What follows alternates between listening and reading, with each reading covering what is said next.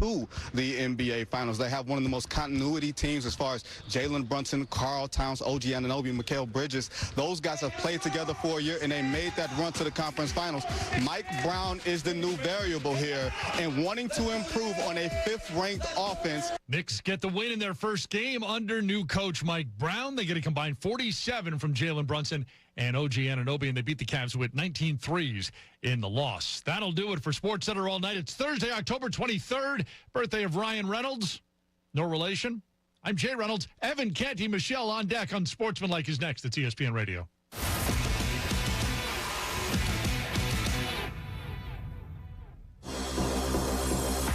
Coming up on the Thursday edition of Unsportsmanlike with Chris Canty, Michelle Smallman, and me, Evan Cohen. After a 3-0 start, we were talking Super Bowl for Jim Harbaugh, Justin Herbert, and the Chargers. Is that still the dream, or did we get it all wrong? It's Unsportsmanlike, 6 a.m. Eastern, right here on ESPN Radio, ESPN2, and ESPNU. Are you ready to make a difference for the environment while helping the visually impaired at the same time? Then donate your vehicle to Heritage for the Blind today by calling 1-800-983-6530. Every donated vehicle will either be properly recycled in an eco-friendly manner or given a new life through reuse. Donating your vehicle is easy. Simply call 1-800-983-6530, and Heritage for the Blind will do the rest.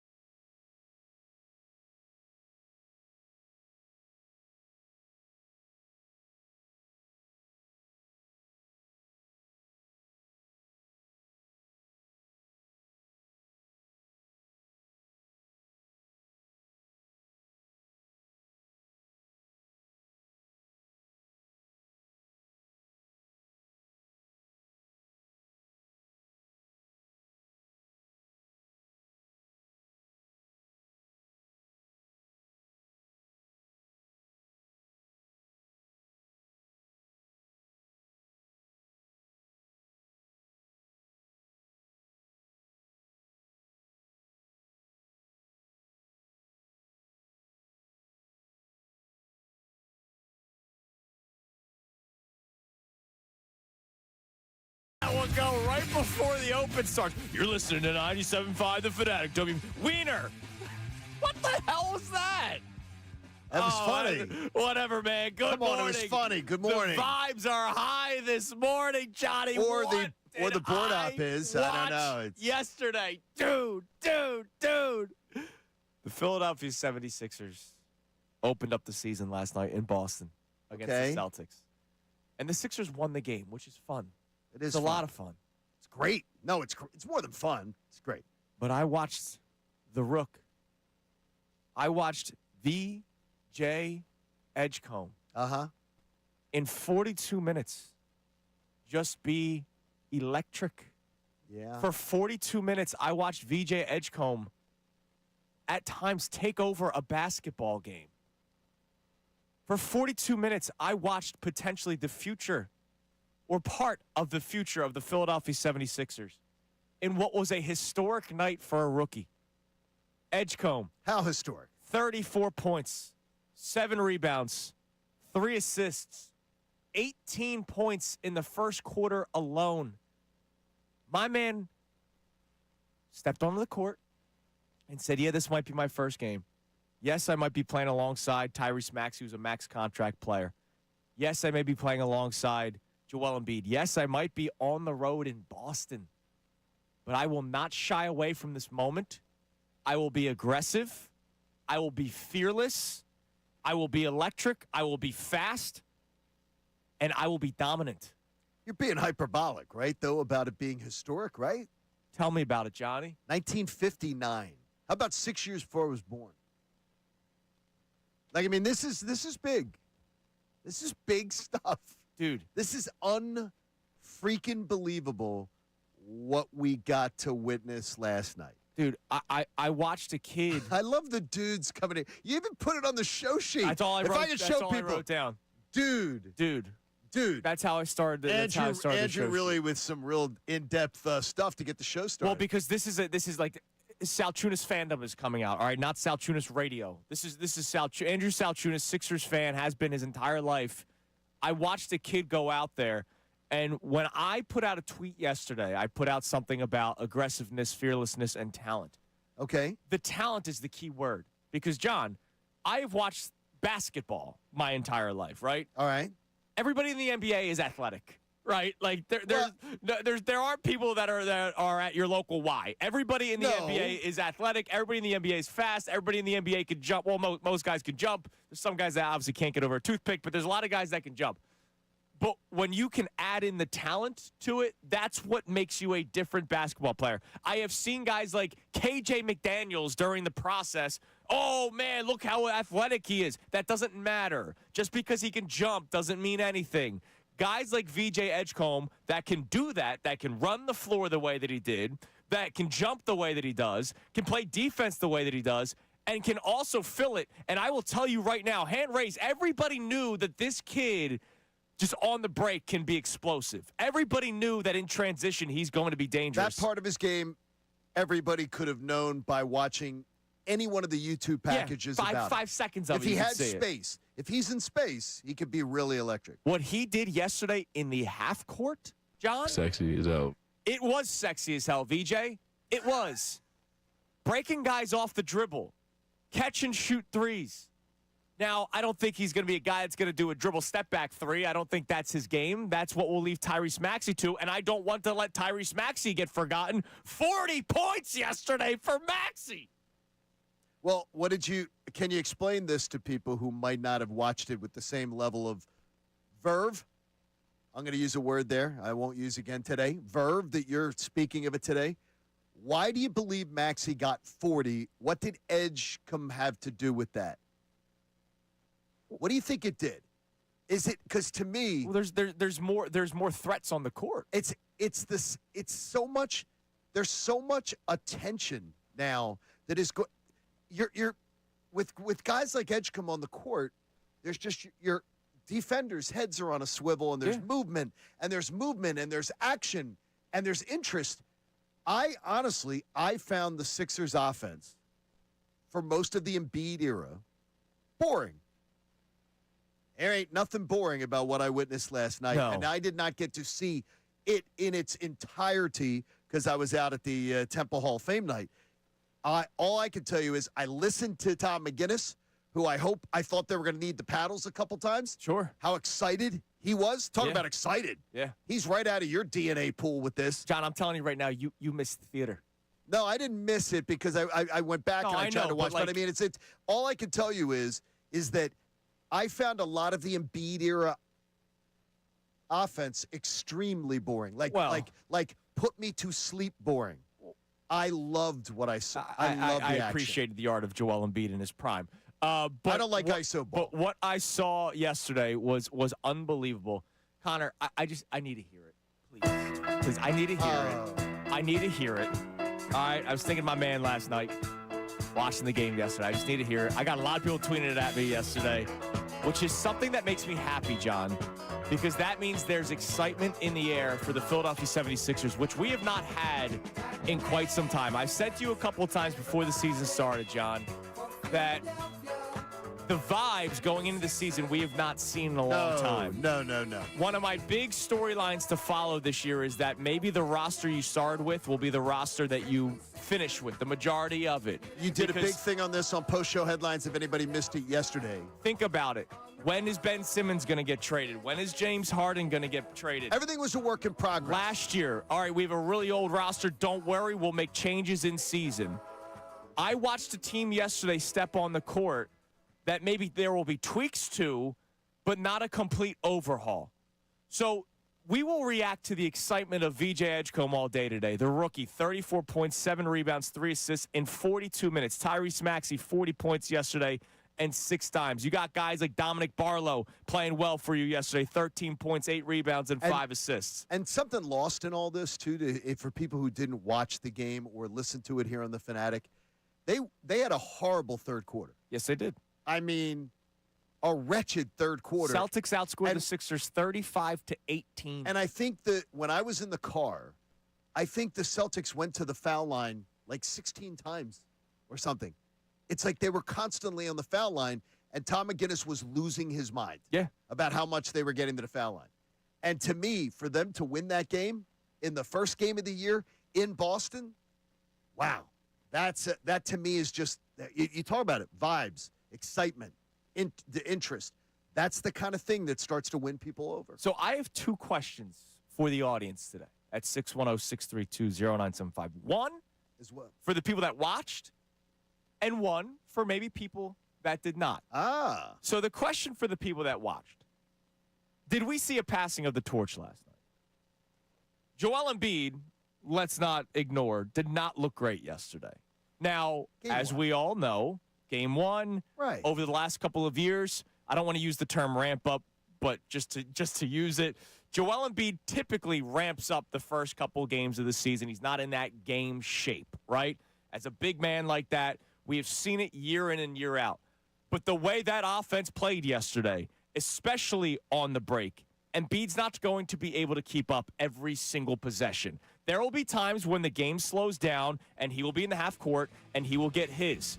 But there are a lot of times where you're going to want to grab the rebound and go, and that's not going to be Joel Embiid's game.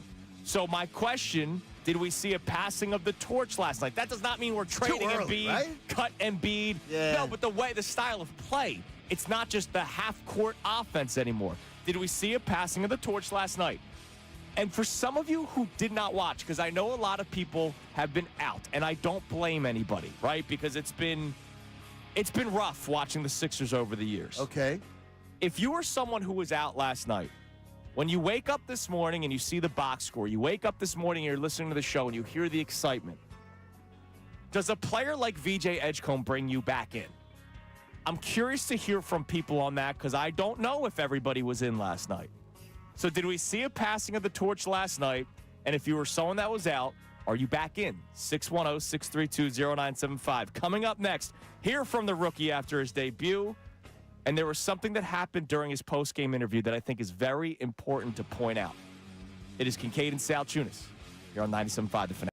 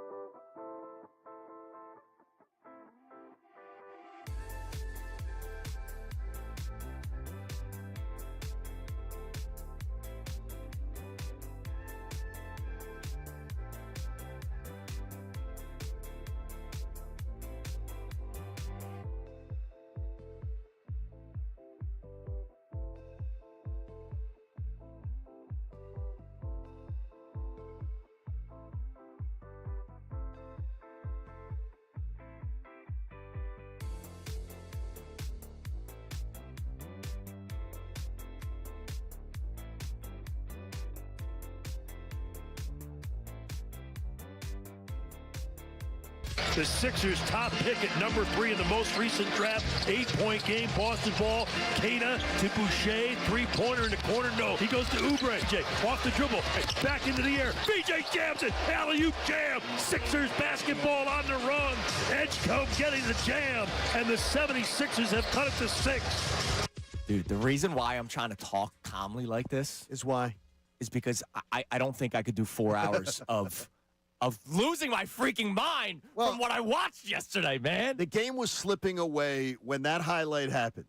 The game was slipping away. I was listening to it here on the Fanatic at the time driving. And at that point, I thought the game was at that tipping point. It was 11 points, and then the Sixers getting it down a little bit. And I'm like, okay, it's almost the end of the third quarter. This game's about to get away from them. And that was absolutely awesome. And then the fourth quarter happened, Johnny. Well, defense happened, too. Well, defense happened. Defense happened. Because this team is fast. This team is long. This team is athletic. By the way, that's what VJ Edgecombe brings. Look, if you go back to the pre-draft process, right, again, nobody can sit here, nobody can call in or text in this morning and say, I knew this is what VJ Edgecombe would bring to the table in terms of half-court offense and what how the way he filled it in his first game ever, 18 points in the first quarter. But what you can point out is you knew that he was going to bring a defensive athleticism that the Sixers struggle with, right? With all due respect to Tyrese Maxey and Jared McCain, right? Like, they're not really the best defensive players. Quentin Grimes has some pretty good length. You're really kind. The way you word stuff, they're not really the best defensive players. Willing. How about willing or liabilities at times? Sure. So yesterday in the fourth quarter, Tyrese Maxey goes off for 15, plays all 12 minutes in the fourth quarter, 15 points, 3 of 4 from 3. VJ Edgecombe gives you 9 in 9 minutes. Quentin Grimes plays 12 minutes. He gives you 7 in the fourth quarter yesterday. And they do this all, by the way, with Joel Embiid only playing 2.5 minutes in the fourth quarter. Now, did they say on the TV that he was on a minutes limit? Yeah, he was on a minutes. Around 20 is what Tom McGinnis on the radio said. He said he believes it's around 20. Sure, but I will also point out that in his 20 minutes, he did not look that effective. No. All right? And there's a lot to talk about. But here's VJ Edgecombe on NBC Sports Philadelphia after the win, after his debut, his historic debut, including 18 points in the first quarter. You okay there, VJ? A little cold? Yeah, it's cold as hell. Oh, my. Yo, appreciate y'all. Yeah. See y'all in the locker room. 5 3-pointers in your NBA debut. Is that what you're going to be most proud of coming out of this one? Nah, I'm most proud of how we fought towards the end of the game, man. We were down late. We down 10 late, and then we fought back, so that's what I'm most proud of, man. Individual stats going to come, but the team success is all that matters. You've been dreaming about this moment your whole life to play in the NBA. What's it like after your first one? Man, it's great. It is great, man. First game at TD Garden, the fans are super loud. Great environment, couldn't hear myself breathe for real. Man, so yeah. More to come. I mean, Johnny, you and I fell in love with the kid. We had him on the day after he was drafted by the Sixers, and we fell in love with the kid, right? Like charming. Just the way he spoke, the way he handled himself. It was amazing, and he's a very team first guy, which is awesome. Now there was a moment because a lot of today is also going to be about Joel Embiid and how Joel Embiid clearly did not look like himself yesterday, and hopefully he gets back into playing shape as the games go on. But there was a moment that at the very beginning of that clip. The reason why they asked him, "Are you cold?" or "Was that cold?" was because they did the water, like the ice water bath after the game. If you go to the Sixers Twitter account or Instagram account @Sixers, Embiid was a part of that, and my man had a smile from ear to ear. So unlike the daycare, the oldest guy or one of the oldest guys was ingratiating himself to enjoying the joy of the youngest guys. Dude, it's an important moment. I love that because to me that is let you guys. I'm enjoying your success. I'm enjoying your moment. I'm sharing it because Embiid's gonna. Well, let's cross our fingers. Embiid's gonna have his nights. Yes, he absolutely. He's gonna have his moments. And he loves that somebody else is having theirs because that's good for Embiid. Dude, John, you hit it. It's huge for Embiid. It's because huge for him. You're not going to have to just rely on him every single day. I mean, I brought it up when we had Tony Jones on yesterday. What's the backup five going to look like? Because you know the plus-minus when Embiid's on the court versus when he's off the court. If you have the right players on a team and you have an identity of what you want to do, you can live with Joel Embiid sitting on the bench at times, right? You're still going to want him to be Embiid. You're still going to want him to be the guy that can go out there and play 30-plus minutes and be the spectacular force that he is. But you need to get more from other guys, which unfortunately, over the 5-6 years you have post-process, it's been the Joel Embiid show and everybody else. Or it's been nothing. Right. It's been a drought. You got a bit of everything yesterday. No, there's a lot to love about what we saw last night. I want to hear overall excitement from you next at 610-632-0975. Call in. Text in. Our YouTube chat is buzzing. That's good. YouTube chat was very happy to hear the song this morning. Look, the vibes are high for the first time in a while going into a season. So coming up next, I do want to expand on this topic about Joel Embiid, about the passing of the torch. As maybe the number one believer in Embiid on this station, Johnny. Yeah, you are. I have a lot to say. You have a lot to say about It is Phillies Kincade and Salciunas here on 97.5 The Fanatic. Now on 97.5 The Fanatic Sports Update. A historic start for the Sixers. I'm Connor Thomas, and the Sixers took down the Celtics 117-116 in a thrilling opener up in Boston last night, and it was a historic night from the Sixers' dynamic backcourt that made sure they started 1-0. Grimes picks up his dribble, goes to VJ. Edgecombe on a drive, hangs in the lane, has to shoot it, does, and makes it. Edgecombe with 32, the best ever debut by a Sixers player. And rookie VJ Edgecombe would finish the night with 34 total points, the most by a rookie in a Sixers debut in history, and the most in an NBA debut in 66 years. Tyrese Maxey was a force as well with an opening night 40-piece. The Sixers are off tonight. They'll have their home opener on Saturday against the Charlotte Hornets. The Eagles' first injury report of the week was a doozy. A.J. Brown, Cam Jurgens, Adoree Jackson, Azeez Ojulari, and Jeremiah Trotter Jr. all did not practice, so we'll be watching that closely. They did open the practice window for Jacorian Bennett, and Brandon Graham practiced in full. Flyers Senators tonight at 7 p.m. up in Ottawa as they take the ice again. You can hear that game live right here on 97.5 The Fanatic. We're going to talk to Andrew DeCecco from the 8 o'clock hour to the end of the show for the latest on the Birds. This update is brought to you by Groundworks, your trained and certified experts for basement waterproofing and foundation repair since 1997. Book your free inspection at groundworks.com. I'm Connor Thomas on your home for the Sixers, Flyers, and Union. 97.5 The Fanatic and 97.5thefanatic.com.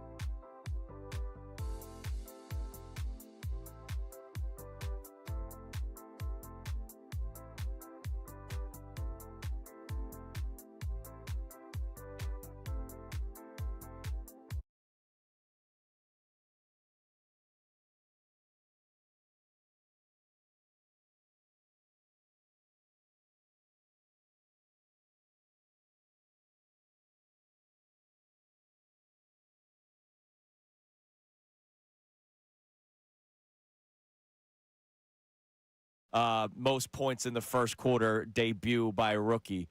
And they're mentioning LeBron James, and he outperformed LeBron. He had and I say this in a nice way, deer in headlight reaction. Like, what? No, his eyes lit up and he smiled.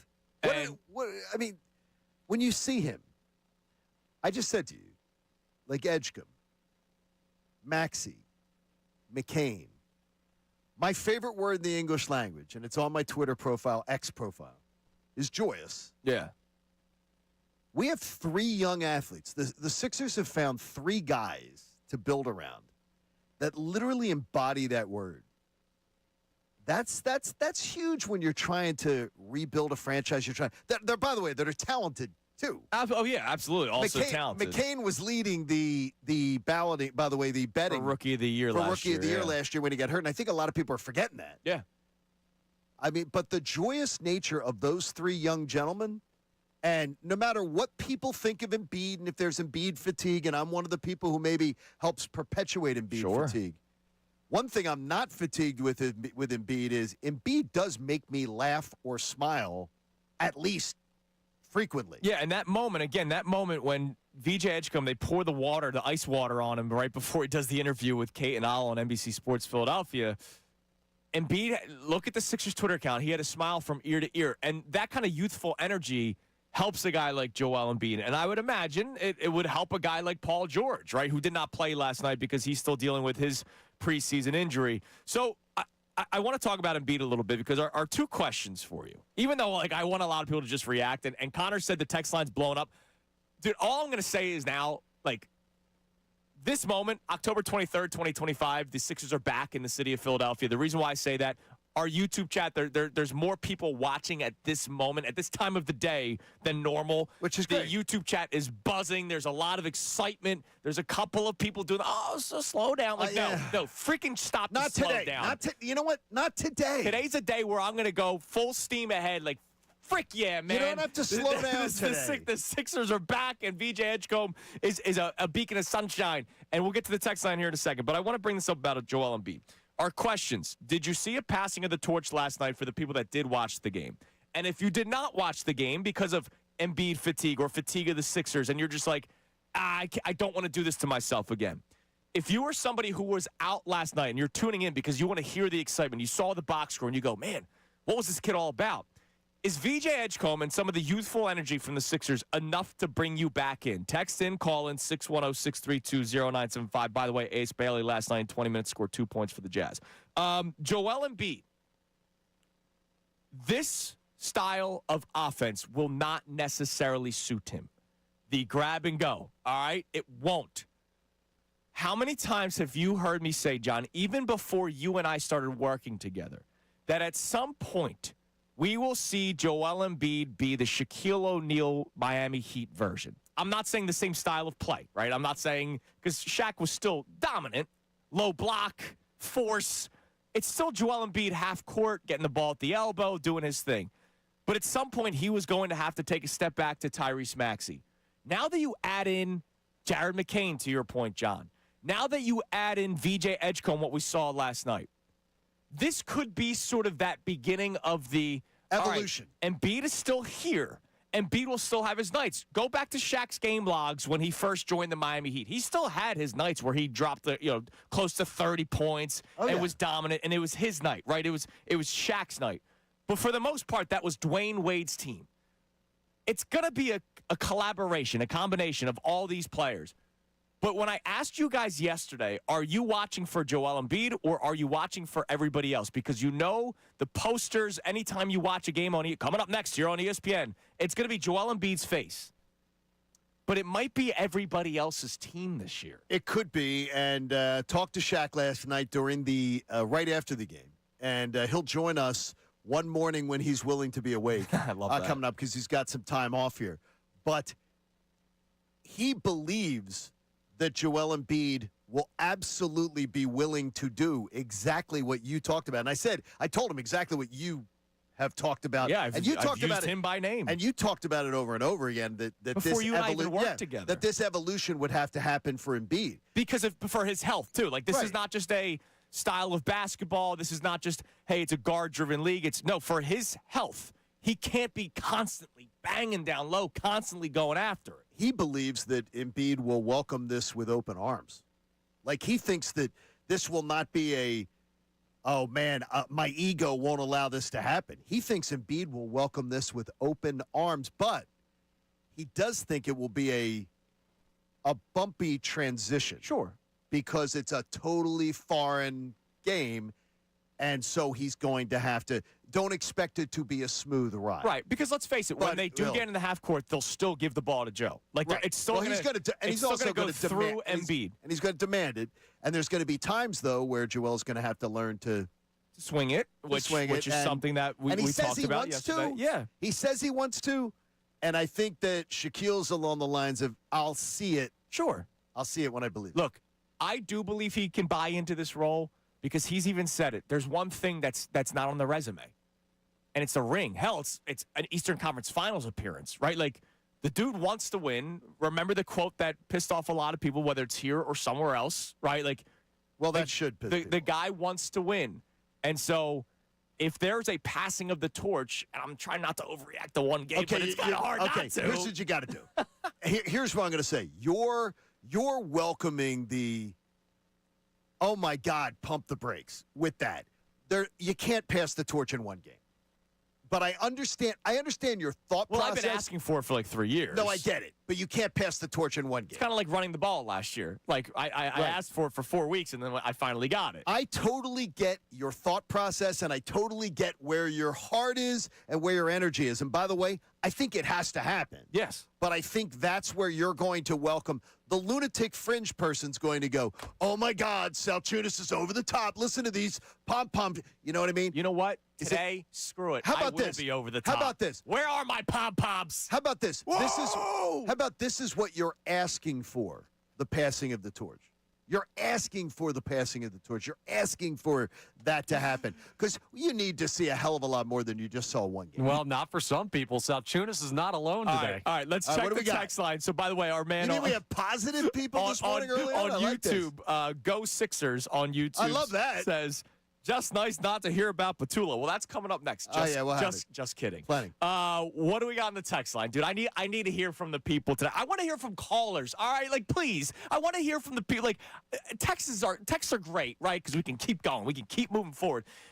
But when I hear excitement coming out of people and happiness and joy, as John likes to hear, joyous. Like, I like to hear that from people after a day like last night where we watched. And it's not a day to pump the brakes. No, today's a day to be a fan. Today's a day to be a lunatic. Shake them pom-poms. Be a little euphoric today. You know what I'm going to break out today when I get home? I'm going to get the Sixers car flag, and I'm going to put that bad boy on a Carlos Civic. How about dreaming today? What do we got on the text line? Let's dream. All right. Ball from Malvern checks in and says, watch the whole game. Yes, definitely saw the passing of the torch. Points on the break is the way we will win games and tire teams down. Great game by Edgecombe and Maxey. An exciting game, and we're going to make some noise in the playoffs. Might not get to the finals, but I will guarantee other teams are going to be scared to play us. So you know what's amazing? One thing you asked me, John, earlier when you said, what did Edgecombe do for Tyrese Maxey? Yeah, that's what I was... Here's one thing that he did for him. In quarter one, when it was the VJ Edgecombe show, right? 5 of 9 from the field, 3 of 6 from 3, which, whoa. That's not something that is talked about when it comes to VJ Edgecombe. Whoa. When Edgecombe takes over the first quarter, Maxey can take a step back. Yes. So in the second quarter, when his legs are a little bit more fresh, Maxey, in the second quarter, 12 minutes, 7 of 10 from the field, 2 of 2 from 3, 3 of 4 from the free throw line. He dropped 19 of his 40 points in the second quarter. He scored 40 points after scoring just 3 in the first. That's one of the things that VJ Edgecombe does for Tyrese Maxey. Now, nobody scored in the third, but somehow they managed to win a game. Unbelievable. All right, coming up next, more of your text messages. I want to hear from you all day today. I know we're going to talk Eagles. I know we're going to get into some Philly stuff. But today's a day of excitement where you just put all logic behind you. All right, just freaking enjoy yourself. Speaking of enjoying yourself, I can tell you who maybe the happiest person in the organization is. You'll hear that next. Kincade Salciunas, 97.5 The Fanatic. Philadelphia is a sports...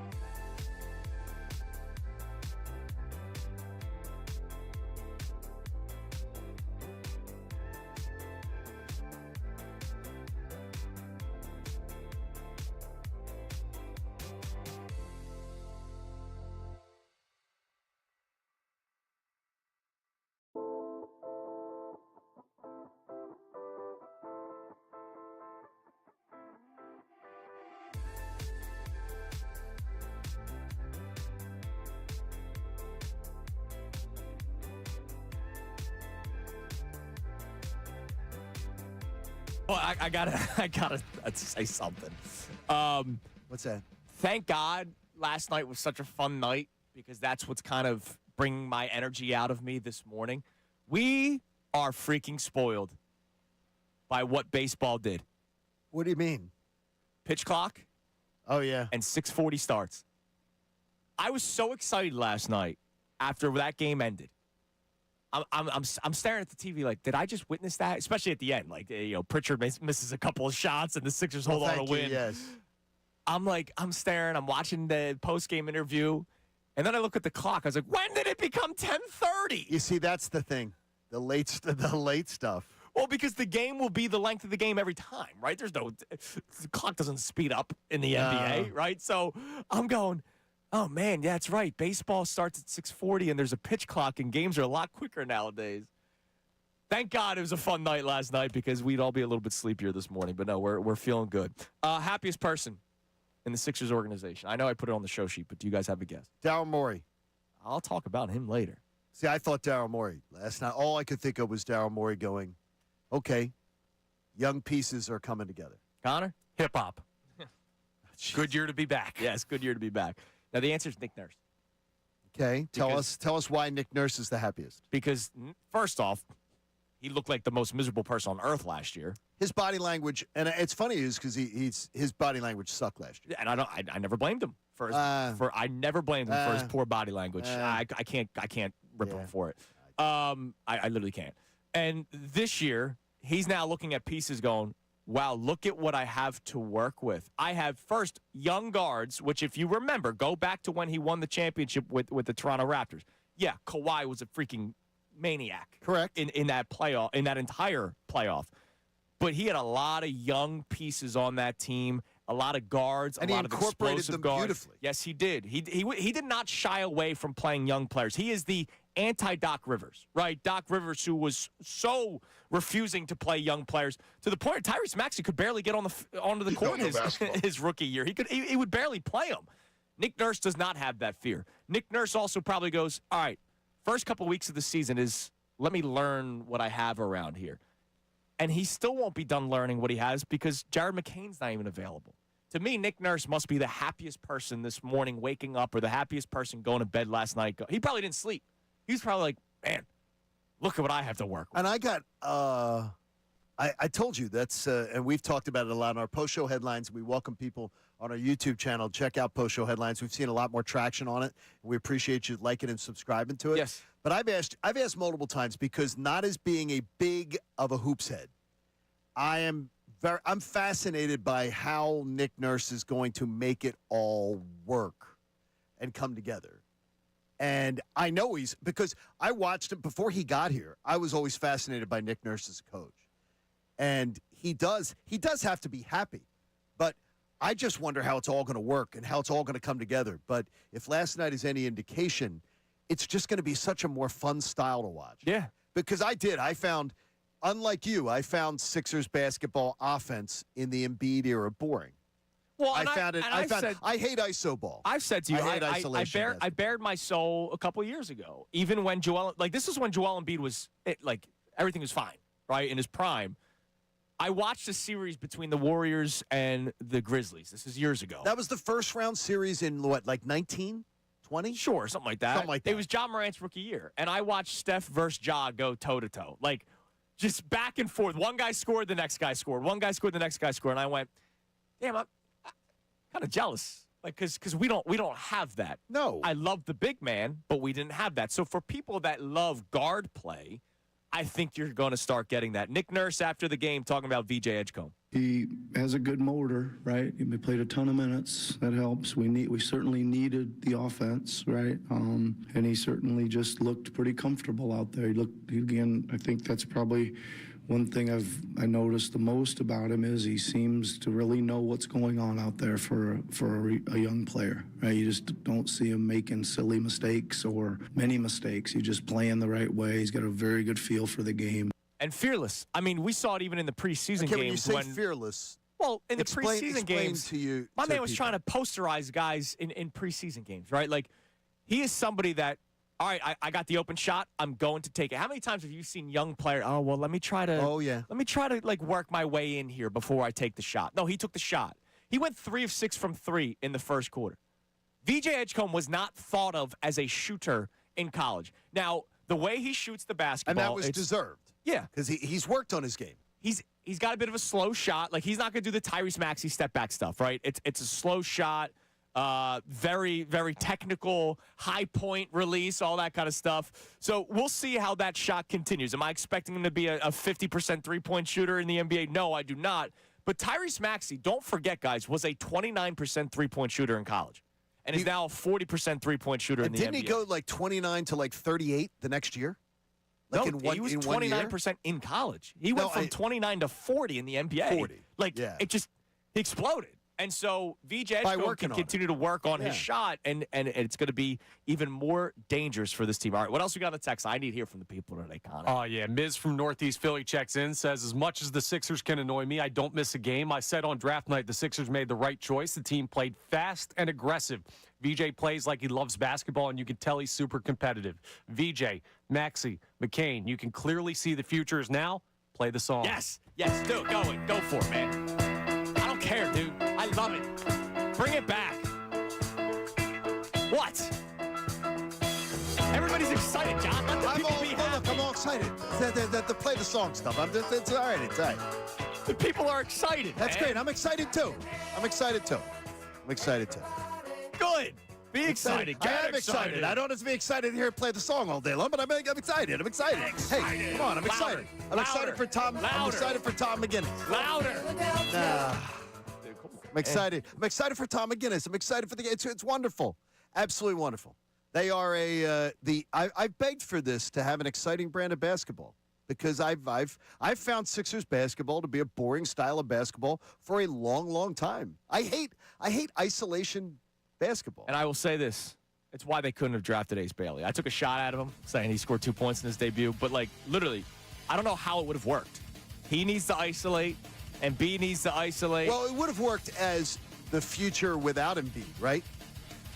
Yeah, but with a team without Embiid. But how does it work with Maxey? No, that's what I'm saying. They both need the ball. That's what I'm saying. There's a lot of guys on this team that need the ball. Yep. VJ Edgecombe is a guy that goes, all right, I can take the ball. Sure. But I'll let somebody else have the ball. I'm in love. Can't help myself. All right, coming up next, I want to hear from more of you at 610-632-0975. Also, do we actually have trouble in paradise with Bryce Harper? We'll get into that next. It's Kincade Salciunas, 97.5, The Fanatic. Now on 97.5 The Fanatic Sports Update. A special night for the Rook. I'm Connor Thomas, and the Sixers took down the Celtics 117-116 in a thrilling opener up in Boston last night, and it was a historic night from the Sixers' dynamic backcourt. They made sure they started 1-0. Grimes against Anthony Simons, down to VJ. He jams it. A slot cut. He got it. He drove it and put it in with 2 hands. Edgecombe's first basket is a dunk. A great call by Tom McGinnis here on The Fanatic. Edgecombe finished the night with 34 points, the most by a rookie in a Sixers debut in history and the most in an NBA debut in 66 years. Tyrese Maxey was a force as well. An opening night 40-piece from him. Sixers are off tonight. They'll have their home opener on Saturday against Charlotte. The Eagles' first injury report of the week was a heavy one. A.J. Brown, Cam Jurgens, Adoree Jackson, Azeez Ojulari, and Jeremiah Trotter Jr. all did not practice. The Eagles did open the practice window for Jacorian Bennett, so we'll be watching all of that closely. Brandon Graham did practice in full. Flyers take on the Senators tonight at 7 p.m. up in Ottawa. You can hear that game live here on 97.5 The Fanatic. Andrew DeCecco will join the show from the 8 o'clock hour until the end of the program. This update's brought to you by Unbound.org. A girl in Kenya dreams of becoming a doctor. An elder in Guatemala dreams of being part of a community. Reach out and change their world, and it'll change your own. Unbound.org. I'm Connor Thomas on your home for the Sixers, Flyers, and Union, 97.5 The Fanatic and 97.5thefanatic.com.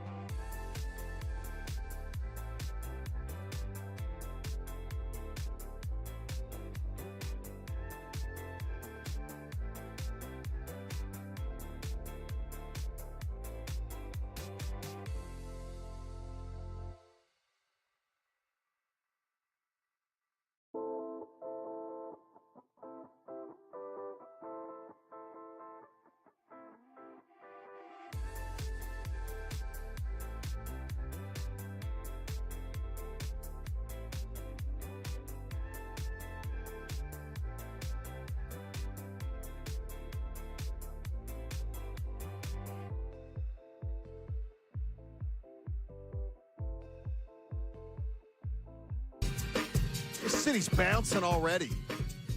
You can feel the energy, feel the excitement. My partner is heavily caffeinated, but it's all sorry natural. about that. But it's all natural. Yeah, just checking in on the family. Everything good? Yeah, today was a much better day. Yesterday was a miserable start to the Kincade Salciunas, Cooper Salciunas day. Today's a good day. So it's a good day today. Because the Sixers played well yesterday. No, That's that had why. nothing. He was asleep. He watched on now. the first quarter with me. One rookie he had a did? good day yesterday. One rookie did not have a good day. Yeah, Cooper yeah. Salciunas. Now that boy is more flyered up though than sixered up, correct? Yes. Yeah, he loves the pucks, man. And you got him the little in-house net. Yeah, we got the floor hockey, which is awesome. set. The floor hockey. You sent me the picture today. That's so awesome, dude. Yeah, Coop. Coop's gonna love sports. Now, He has to. what did Christina say when she saw the picture? Oh my gosh, that is such a cute picture. Now he's not going to break anything down there, is he? We probably will. And That's I'm like, and that's okay. I said, I am so glad you're a girl, Mom. Dude, I'm just. She would have been like, what are you guys going to break down there? It doesn't matter. That's awesome. Doesn't matter. Go No break stuff. athlete has ever grown up without breaking something in their childhood Break home. stuff. Damn right, Yes. man. Damn right. Mom All right. always said, don't play ball in the house. We're going to get to Bryce Harper here in a minute, but obviously the big story from last night is what the Sixers and specifically VJ Edgecombe. Well, I also got to say Tyrese Maxey. Tyrese Maxey scored 40 points. Oh, yeah, forget about that. Let's not forget about that. The Sixers beat the Celtics in Boston last night, 117-116. Oh, just in Boston. Yeah. Yeah, that's another one. Dicey at the end. VJ misses a couple of free throws at the end, and then Peyton Pritchard had a couple of chances to win it, but he missed them all. So the Sixers win. Tyrese Maxey last night, 40 points. But, of course, we're talking about the debut of VJ Edgecombe. A lot of talk about whether or not the Sixers should have, A, drafted him, B, drafted Ace Bailey, C, traded back. By the way, that's something that I was up for. I was all about trading back, getting You considered it. getting a piece to add to your team, and then you can still draft a player. But VJ Edgecombe was the pick that they got, and my God, he was spectacular yesterday. 34 points, 13 of 26, man. He took over. He said, give me the ball. I got this. 18 points in the first quarter, and 5 of 13 from 3, which nobody expected to see out of this rookie player out of Baylor. Let's go to the phones. Our man Matt in Cheltenham. I want to hear from the excited Sixers fans today. What's up, Matt? What's going on, brother? Hey, how you doing, gentlemen? Hi, Matt. It's a great morning. I haven't been this excited for a Sixers season to start than this one in a very long time. I was on the camp of either getting rid of Embiid, because I said to myself, after that Celtics series a couple years ago, I thought to myself, we'll never win with Embiid. The no-show game 6, fourth quarter, the no-show 7th game. Yeah. Yes, that exact series. I said to myself, we'll never win with Embiid, but I feel I can see a path of us winning with Embiid as he steps back. What did you see last night, though, that made you say that? The way that they can speed the game up, and I know Embiid can't really I'm not gonna say he can't, but he probably couldn't keep up with them. But if he steps back a little bit, obviously, like you guys said, he's gonna have his nights throughout the season. But if he just takes that one little step back and let the young guys cook, I feel like the season could go anywhere. Yeah, I mean, I think what Matt's saying, thanks for the call, brother. We appreciate it. What Matt's saying is kind of what I've been saying for like 4 years now, that at some point, Embiid's going to have to be Miami Heat Shaquille O'Neal, where he still has his nights, he can still be a dominant force, but there's going to be games where you go, yeah, no, Dwayne Wade is the face of this team. Or not face, but Dwayne Wade is the guy that's really going to carry us to another level. And maybe that is Tyrese Maxey and VJ Edgecombe. It's not just one player. It could be a combination of players. I think this is where you and I are going to part ways on this a little bit. I am absolutely going to have to see it to believe it, that he is able to make that transition. Oh, no, me too. Because, first of all, I don't know physically he can make the transition. That's my number one. Because, I don't believe he's going to be selfish about it. Like, I don't think he's going to be egotistical about it. But I do know that he's used to having the ball. He's used to being the guy. He's used to being the man. And I think that that's going to take up time for him to adjust to, that he's not the guy, not getting the shot, not getting the ball in the biggest times. And there are going to be times where he's not asked to, and I think that's going to be an adjustment too, a mental adjustment. But I don't think it's going to be an ego thing. No, because again, that smile that I saw from Joel Embiid yesterday. And I think that's genuine. I think that's genuine from everything I hear about him. I believe that's genuine. And I love what Matt said. This is the most excited he's been in a long time for a start of the Sixers season. And again, I've been saying it a couple of times. We articulated it more on post-show headlines yesterday. Check it out on our YouTube feed. This is the first time in how mmany years where you knew the roster was going to be the roster? I think that was such a great point, and we didn't really do it as a topic on the show. And I think it honestly was. Well, that's because Kevin Patullo's been, the main talking point for the last couple of weeks. But seriously, I mean, last year was all the old guys, and you were like, well, they're going to trade some of these old guys, and they'll get somebody else. The year before that, it was James Harden's going to get traded. You're going to get somebody for him. We're waiting for February. It was Ben Simmons going to get traded. Like that. And Daryl Morey himself would say it. Before the season started, like the last 4 or 5 years, he would say, don't look at this roster and expect it to be the roster come April. He himself would say it. He told us that in like we're talking to him. I didn't hear him say that this year. No. This is the roster. Now, look, they're going to make tweaks. They're going to probably have to get a three-point shooter, right? Like, they're going to make tweaks. But for the most part, the core of this team is the core. And we have not seen that in a long time. You're listening to 97.5 The Fanatic, WPEN HD1, Burlington, Philadelphia, a Beasley Media Group station broadcasting live from the Comcast Business Studio, powering possibilities. Hit us up with a text message, Connor, and then we have to get into Bryce Harper a little bit here today. John in Huntington Valley checks in, says, I did not watch, but when I woke up at 5 a.m., I immediately opened the ESPN app, and when I saw the box score, I jumped up. 32 from Edgecombe, Maxey with 40. Disappointed I missed the thriller in Boston, but I will not miss the next one. So one of our questions today, all right? And I understand that I'm like the crazy Sixers fan, right? I understand that there's a lot of people that are like, just can't do it anymore. Or they're saying, yo, it's one of 82. Well, no, I'm talking about going into night one. I get you. No, too, but even they might be even saying this morning, it's one of 82. Come on, guys. But look, be excited today. Sure. But going into game one, I'm not surprised that people did not watch. All right? I'm not surprised. I'm floored. I'm not surprised. It's all I'll say is I'm not surprised. And so one of our questions today is specifically for the people who did not watch last night. If you were someone who was out, like you chose not to watch, it's not that you were busy, you had an event. Right. Like you said, just don't want to do it tonight. I'm not ready for it. If you were someone who was out last night for your own choosing, does a night like last night with these young players get you back in? Does a Saturday night, the game Saturday night, 7 o'clock, I think? The opener against the Hornets. Okay. Does Saturday night, do you make plans to make sure you are watching? Yeah. Whether it's you're going out with your buddies, but we got to go to a bar where there will be a TV, not one of these bougie places. Like, I need to be able to watch the Sixers game. All right? Like, I wonder how many people that were out last night say, you know what, screw it, I'm back in. 610-632-0975. One of these bougie places that has TVs. Oh, man. I like that. All right, so yesterday we played a clip for you from Joel Sherman, who covers Major League Baseball. Does a lot of stuff in New York, but covers Major League Baseball as a whole. Very well respected, by the way. And he was talking about Bryce Harper. And take a listen. He does say I'm speculating. All right, he does not say I'm reporting, but take a listen to what Joel Sherman had to say about Bryce Harper when he was talking about sort of the future because of obviously Dave Dombrowski's comments. Dave Dombrowski during the press conference was sort of talking about how Bryce Harper's play has been diminishing a little bit. This was Sherman. Clearly, Dombrowski's comments, Dombrowski's been around way too long to have said that without having some meaning behind it. That's what I thought, too. I continue to wonder if the meaning is the player is unhappy with his contract, and this was a kind of side glance back at, I could take some shots here, too, if you'd like me to do that. Why don't we both settle down? I mean, I don't know. Like, I that's pure speculation. Mm-hmm. Would I be 100% shocked if Bryce Harper got traded this offseason? No. So we played that at the end of the show yesterday, and we could have talked about it for 10 hours. Sure. And obviously today's another balancing act because we had the great night of the Sixers last night. Our man Andrew Tacheko will be in for 2 hours today from 8 to 10 talking Eagles. But I want to revisit this because we were like, damn, we got to get out of here. We have a heart out for Middays with Marks.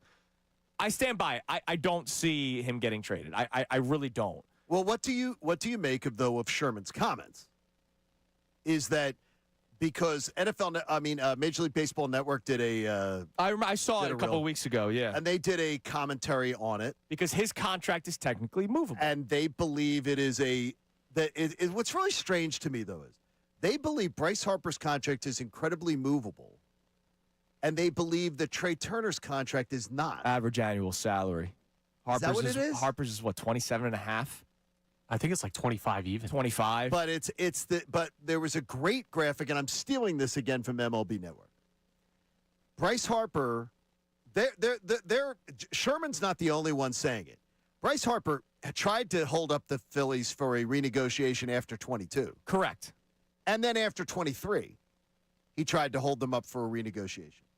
And Dave Dombrowski's like, no. Now you're not getting a renegotiation on a contract. Now let me ask you something, because I heard this on Middays with Marks. How much is this Bryce? How much is this Boris? Well, it doesn't matter. No. I get it. The agent works for the player. The agent does not do anything without the player's consent. I had an agent for 25 years of my business career. Sure. The agent does not do things against your will. The agent doesn't go, oh, John, by the way, I'm doing this to your employer. I'm doing this, and you have no say about it. The agent goes, here's what I'm going to do. You in? We in on this strategy? The agent doesn't make moves without you totally buying in on it and it being totally your agenda. Now, is it still being discussed? You said after 23. And after 22 and 23, he did it, and it was public. It was public. I have not heard. We have not really heard anything since. That's because That's because I think it would be embarrassing if he did. Because right now they did a graphic, and I'll steal it from MLB Network, where if you look at his numbers, Bryce Harper ends up being in the graphic. He's in anywhere in two of the metagraphs of. There's a Fangraphs, sure, and there's another baseball Savant. He ends up being between a top 23 to 30 player or a top 26 to 29 player. And you know what? He's paid exactly there. Sure. Yeah. He doesn't deserve more money. No, I don't think. Look, he doesn't deserve a renegotiation. The worst thing that happened was John Middleton on a microphone saying, "You're being underpaid," which was a dumb thing. That was probably the worst thing to do. But he's not underpaid. In fact, he's done nothing. He has not outperformed his Phillies contract. All right, so coming up next, I'm curious because I asked this question a couple of weeks ago before the playoffs started. I wonder where we're at today. When it comes to Bryce Harper, I want to do the temperature check. After another quick exit, after speculation like this, how are we feeling about Bryce Harper? I want to get a temperature check on him today, as well as your Sixers excitement. I know that temperature is sky high. It's Kincade Salciunas, 97.5, The Fanatic. The Fanatic's Andrew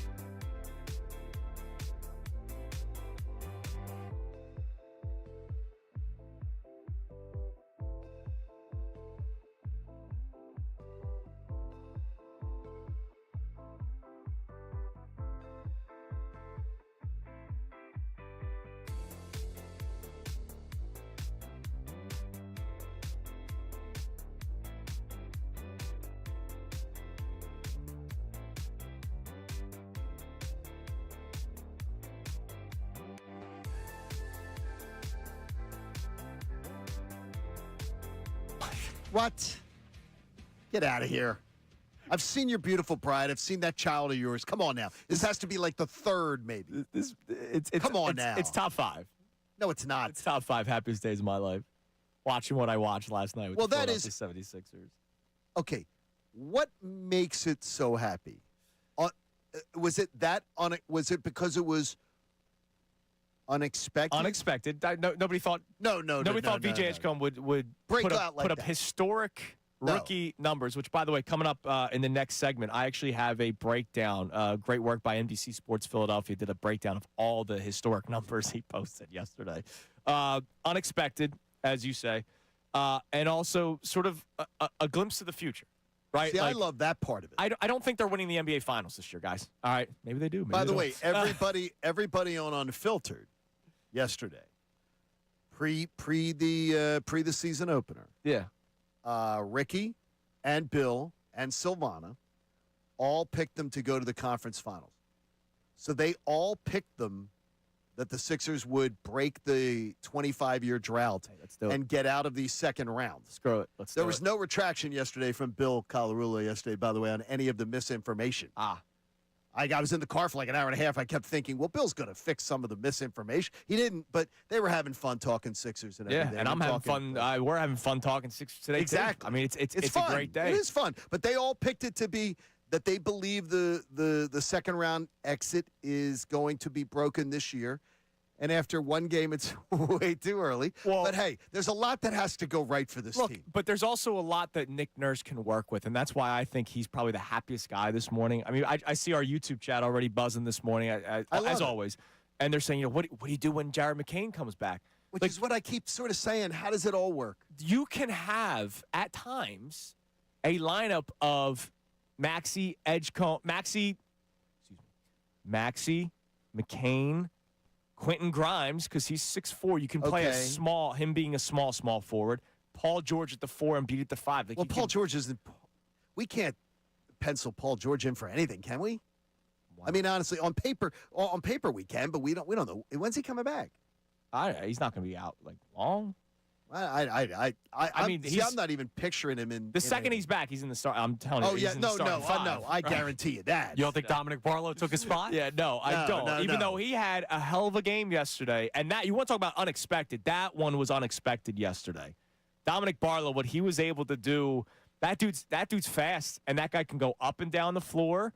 And he can finish around the rim a little bit. And this is what you need when you've got a guy out like Paul George right now. You need him to take advantage of this playing time, to get that experience and everything like that, because you know that Paul George is going to miss a ton of games. Yeah, it was fun because I was at the bar last night, and there was a dude sitting next to me, and there were like 3 guys. He had to be like, yo, who's that? Who's that? But it wasn't last year's, who the hell is this guy? It was, who's Dominic Barlow? Who's Jabari Walker? Yeah. And you're saying in a good way. Yeah, it's just fun to see the youthful energy for a team that has enough talent to actually win. Not last year where you're getting to see guys for the first time. This year where you're seeing offensive rebounding, pace. Like, what did Edge have last night? 7? 8 rebounds? 7 rebounds. Yeah. That's great too. Yeah, I mean, 7 rebounds. That's great. 6 on the defensive That's great glass. too. The generator, baby. All right, let's go to Bill. Bill wants to talk about the Sixers last night. What's up, Bill? Hey, real quick, I agree with John a lot. I do hate iso ball, but what I was most excited about last night was not seeing Embiid in the game at the end to fumble the ball off his fingertips and kind of create some turnovers.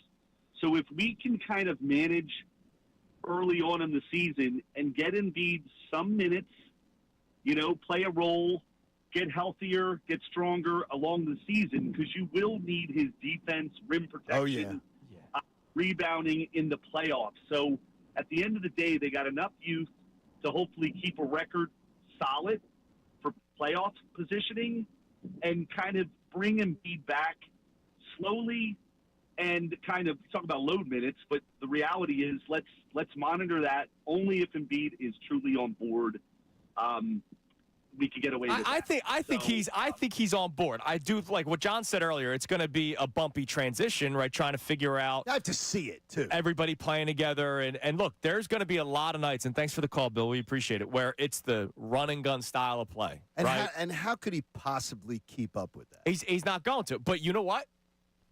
Maybe he's okay with it. Much like when I took Coop to the beach this year, and there was nobody on the beach, and I was able to go ahead, buddy, go run for a little bit. I'll sit here in my chair.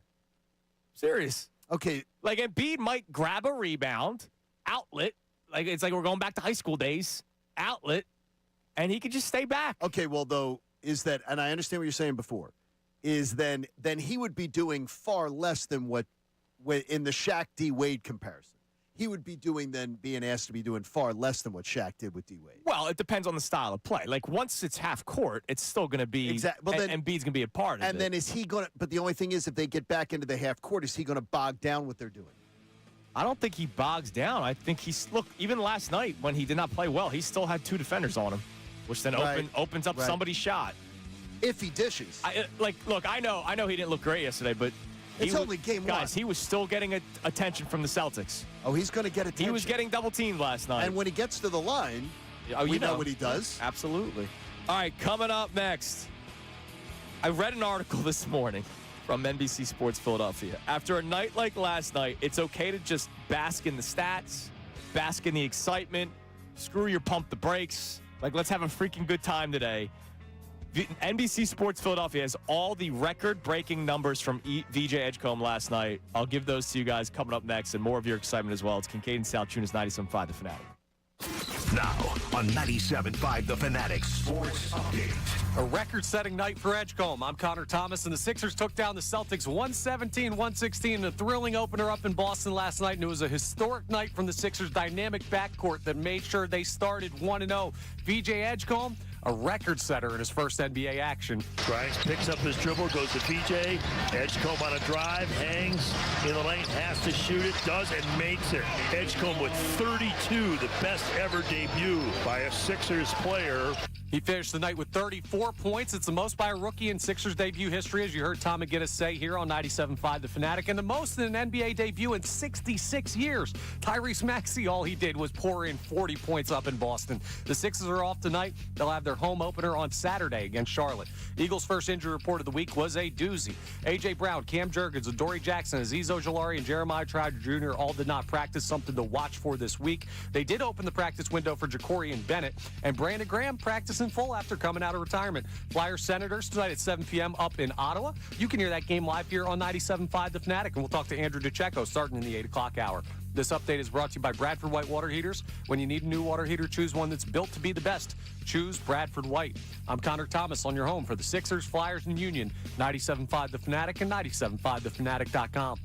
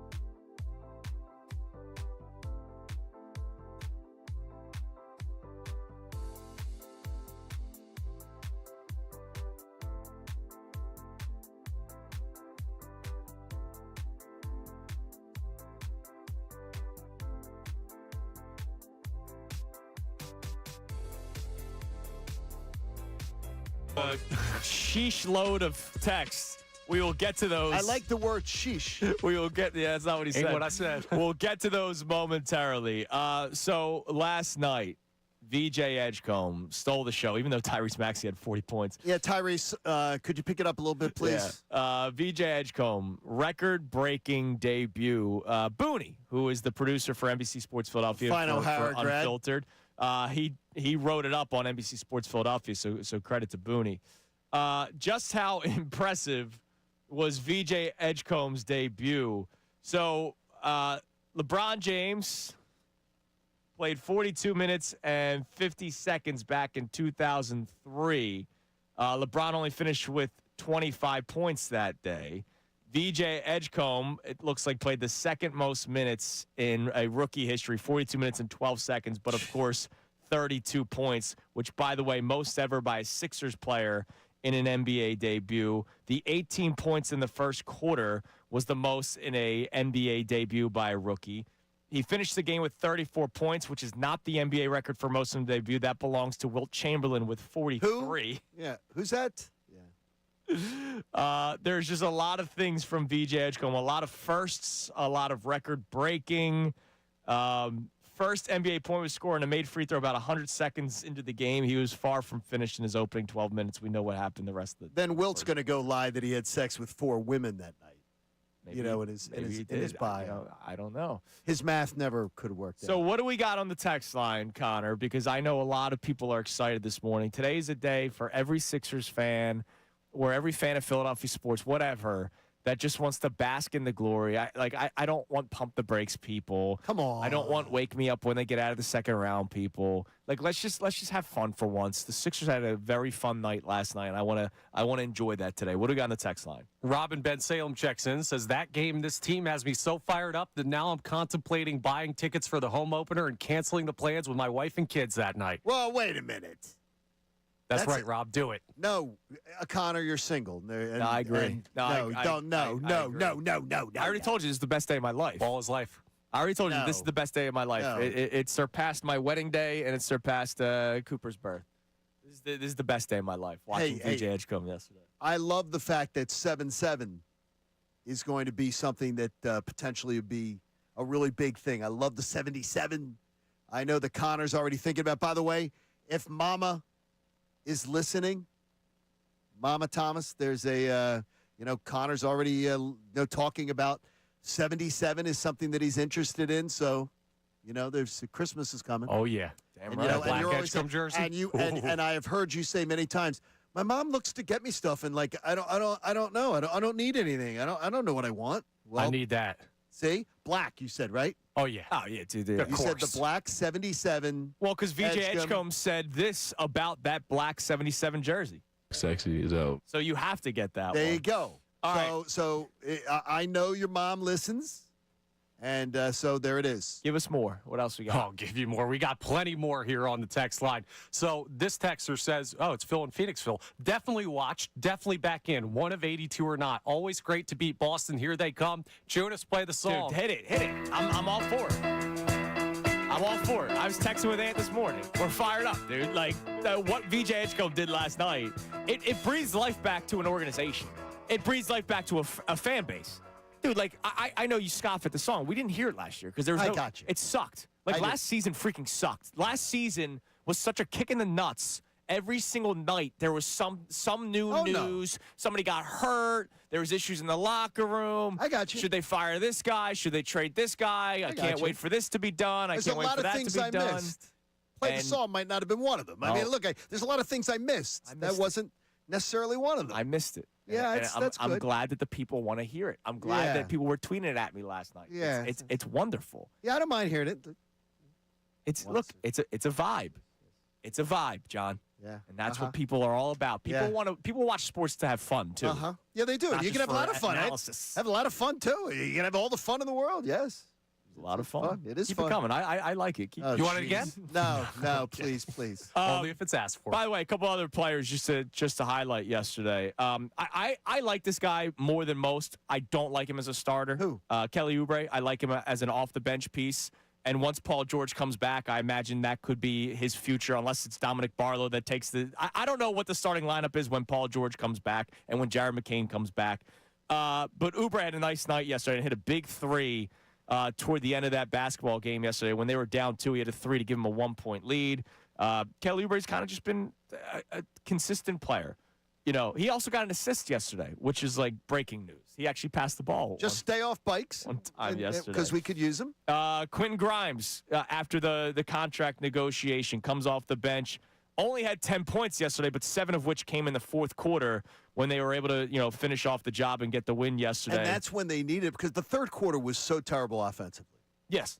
It was awful. Tom on the broadcast, on the radio broadcast, was somebody make a basket. Yeah, he seriously. said it. He said some semblance of that twice, but one time that was a direct quote. Would somebody make a basket? And it was so funny. Who is going to make a basket here? And it was funny because he was just begging it to happen. And I love the fact, too. I always love, too, when defense creates offense.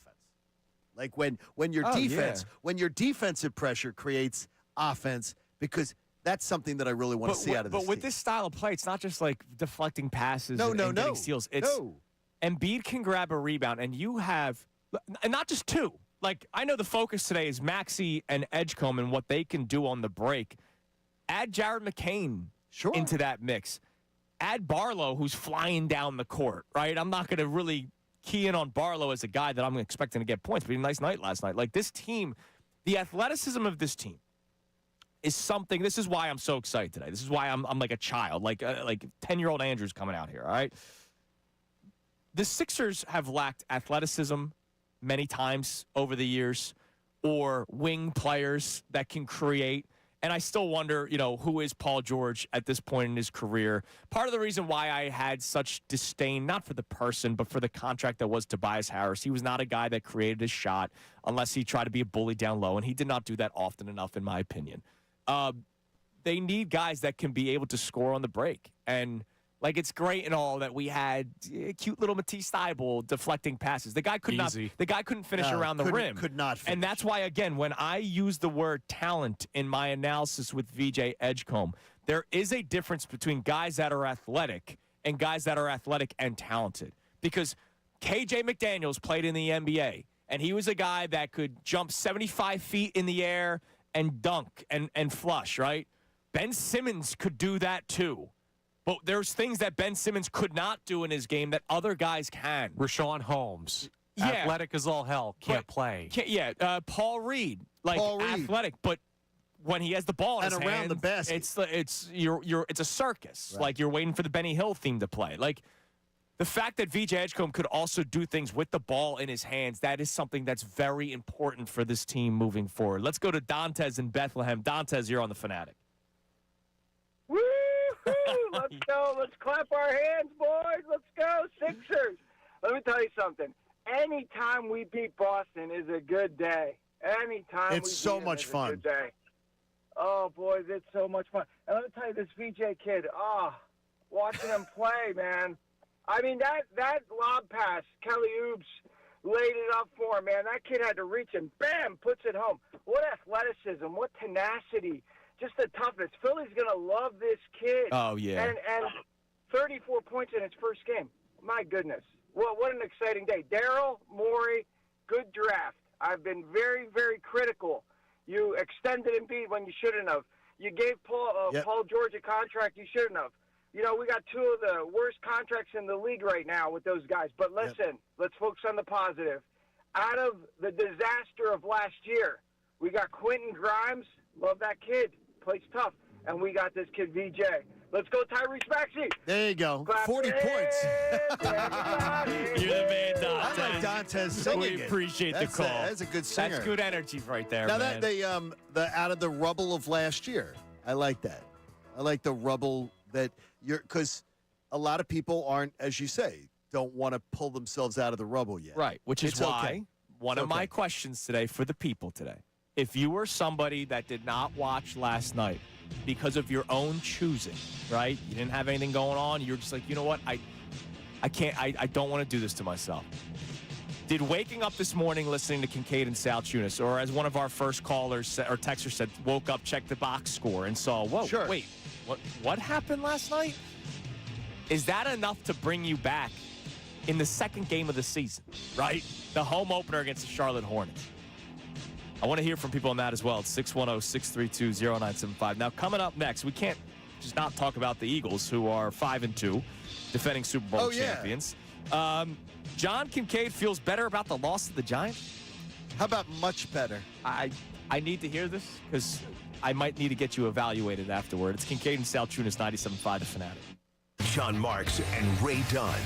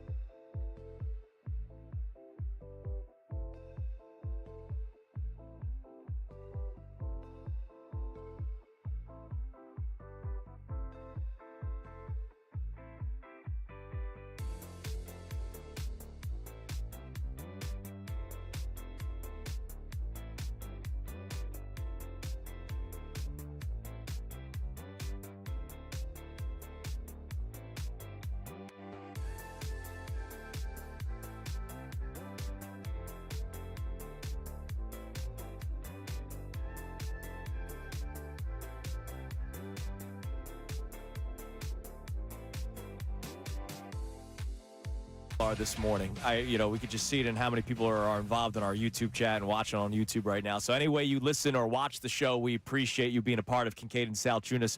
It should be a fun season for the Sixers. I've said a couple of times, there's no way it can be as bad as last year, unless again injuries hurt everybody. Would you whistle past the graveyard, please?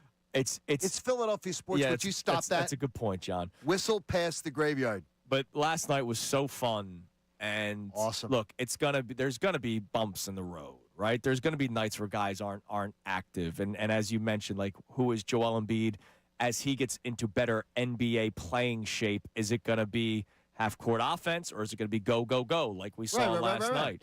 But it was a good start to a potential new regime in Philadelphia Sixers land. And you can continue to text and call in about your excitement, your reaction at 610-632-0975. Our two questions for you. Did you see a passing of the torch last night? Not that we're getting rid of Joel Embiid, but Joel Embiid might now be that Miami Heat Shaq that I've been talking about for like 3 or 4 years now, where it was the Dwayne Wade show, but Shaq was still a very integral part to that, but it was Dwayne Wade's team, much like it could be Maxey, and maybe not one specific player, the youth, the younger players. Maybe take most of the load moving forward for the Sixers, and Embiid is obviously a big part of it. I think it's fair. And if you were somebody who was out last night, are you back in right away after hearing what you heard last night? 610-632-0975. Real quick before we get to your evaluation for a concussion, because you feel better after. No, you're misquoting me. Much. Much. We got to evaluate for concussion. Edgecombe last night having the big night, of course. 34 points yesterday, 7 rebounds. Some of the other rookies, by the way.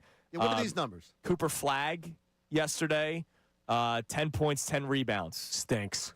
He doesn't stink, but there's a lot of questions still about sort of his offensive game and how he fits with everybody else in Dallas. He got outshined by not a rookie. Wemby goes off for 40 last night, but the other rookie, Well, I Dylan. expect Wemby to have a huge year, right? Yes. Dylan Harper, who a lot of people were saying maybe the Sixers trade up to number 2. Right. Dylan Harper, 15 points off the bench yesterday for the Spurs. I like Harper a lot. Con Knippel, a lot of Sixers fans wanted him because his ability to shoot the 3. Mikey Miss wanted Knippel. He finished with 11 points last night, 3 of 4 from 3. That's going to be his game. That's his game. That's it. Right, that's it. 3 of 4 from 3. We'll see him Saturday. We will see him on Saturday. And then Trey Johnson, who I believe Amy was very high on Trey Johnson. Yes, she was. Off the bench for the Wizards last night, 16 points, 4 of 8 from 3. How many minutes? Do you know? 26 minutes off the bench. It was a nice debut for Trey Johnson. That's a really nice debut. It's just, the Wizards are a mess. So a good chance for him to sort of add to his resume. Yeah, he almost got halfway to VJ's numbers. Yes, he did. Listen to you throwing shade. I don't want to misquote you. It's very simple. What the? I watched the. We need a doctor. I watched the 15-minute game again, and of which game? Of the Giants game. Just making sure, because I'm getting ready for Eagles Giants this weekend, and I'm going to tell you, it pains me. That loss sucks. It sucks. So there's no spin of that. But the loss to me bothers me much less today. I feel much, much better about it after watching that game again in detail. Do we have a blue tent? I do. We don't? I'll check. He needs to be evaluated. I'm going to tell you right now, and I feel with all certainty, having watched this Eagles team under Jalen Hurts and Nick Sirianni, I take you to 2nd and 10 at the Giants 15 with 11:36 to play in the game, down by 10, 27-17, and all 3 timeouts left. And Hurts throws that horrible interception. He hardly ever does this, so I'm not killing Hurts about it, but it was an atrocious stare down of Jahan Dotson. And by the way, you had Dallas Goedert, you had Saquon Barkley, you had A.J. Brown, and you had Devontae Smith on the field. And you stared down Jahan Dotson and threw a horrible interception. And 3 plays later, it's 34-17 Giants. You were on the 15-yard line, 2nd and 10. Jalen Hurts never does that. He never does that big mistake, especially in the red zone. A field goal or a touchdown there makes it 27-20 or 27-24. I am telling you with almost complete certainty, the Eagles find a way to win that game. If Jalen doesn't make that mistake, the Eagles win that game. I believe it with all my heart. They would have found a way. They would have that would have been a win. And so to me, when I look at it, there are games, and it's bad to say it, but there are games where one play, one mistake, one stupid decision can spin the outcome. And I believe in that situation, the Eagles lost a game because of one stupid decision. Now, I must ask you. Yes. Let's say in this scenario they do score the touchdown. Or Okay, get a let's field say, goal. let even make it a field goal. The defense was getting cooked. They were. They had gotten cooked. And I believe in a 27-20 game or a 27-24 game in the fourth quarter with the Super Bowl champs, I think Vic Fangio has got something.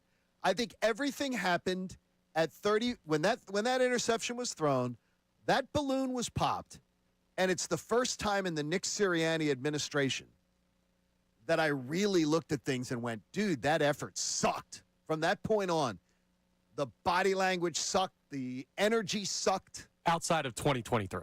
Yeah, oh yeah, well, at some points, but I tell you, I didn't think they quit in 2023. I just think that they were poorly prepared a lot of times and didn't do the job.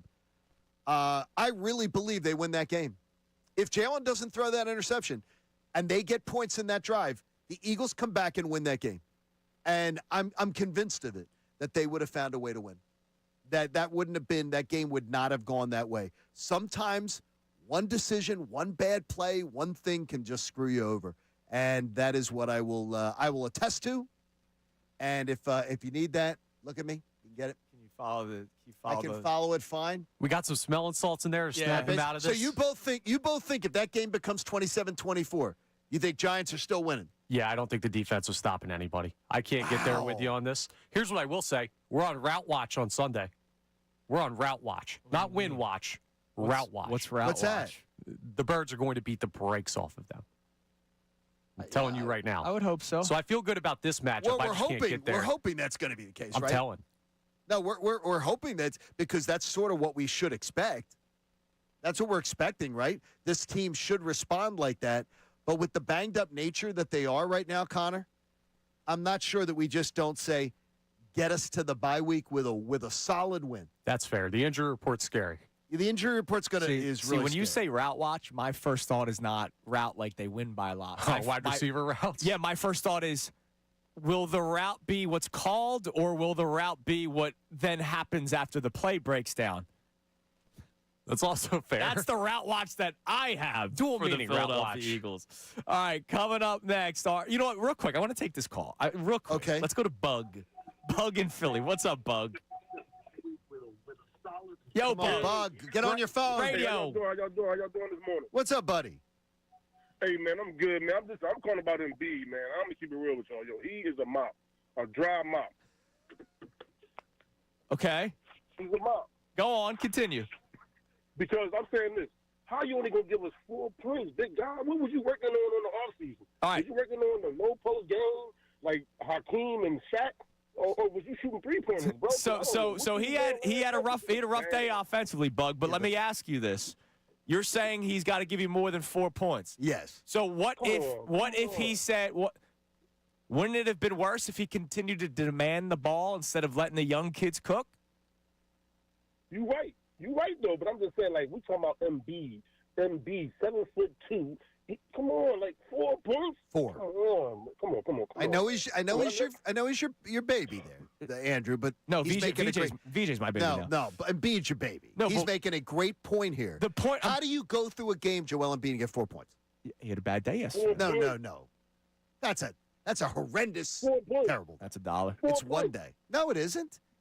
We're talking about last night's game. Thanks for the call. It's one day. That's a terrible game. After further review, John was not talking about previous stuff. He said bad day last night. Okay. Yes, No it's doubt. last game, and it's a terrible game. Yeah. And you got to be able to say it. I know you love him. It was a horrendous game. How many times have I just said he had a bad game? And I'm talking about passing the torch. What I'm saying is, if we're talking about getting rid of Embiid, because that was part of his premise of the call, we just didn't get to that point. Like, again, Joel Embiid's getting double teamed, which then helps everybody else out. Every big man gets doubled. Every big man gets doubled. And then he made the right decisions to pass the basketball. Okay, but there was plenty of 4 points. Yeah, it was a bad game yesterday.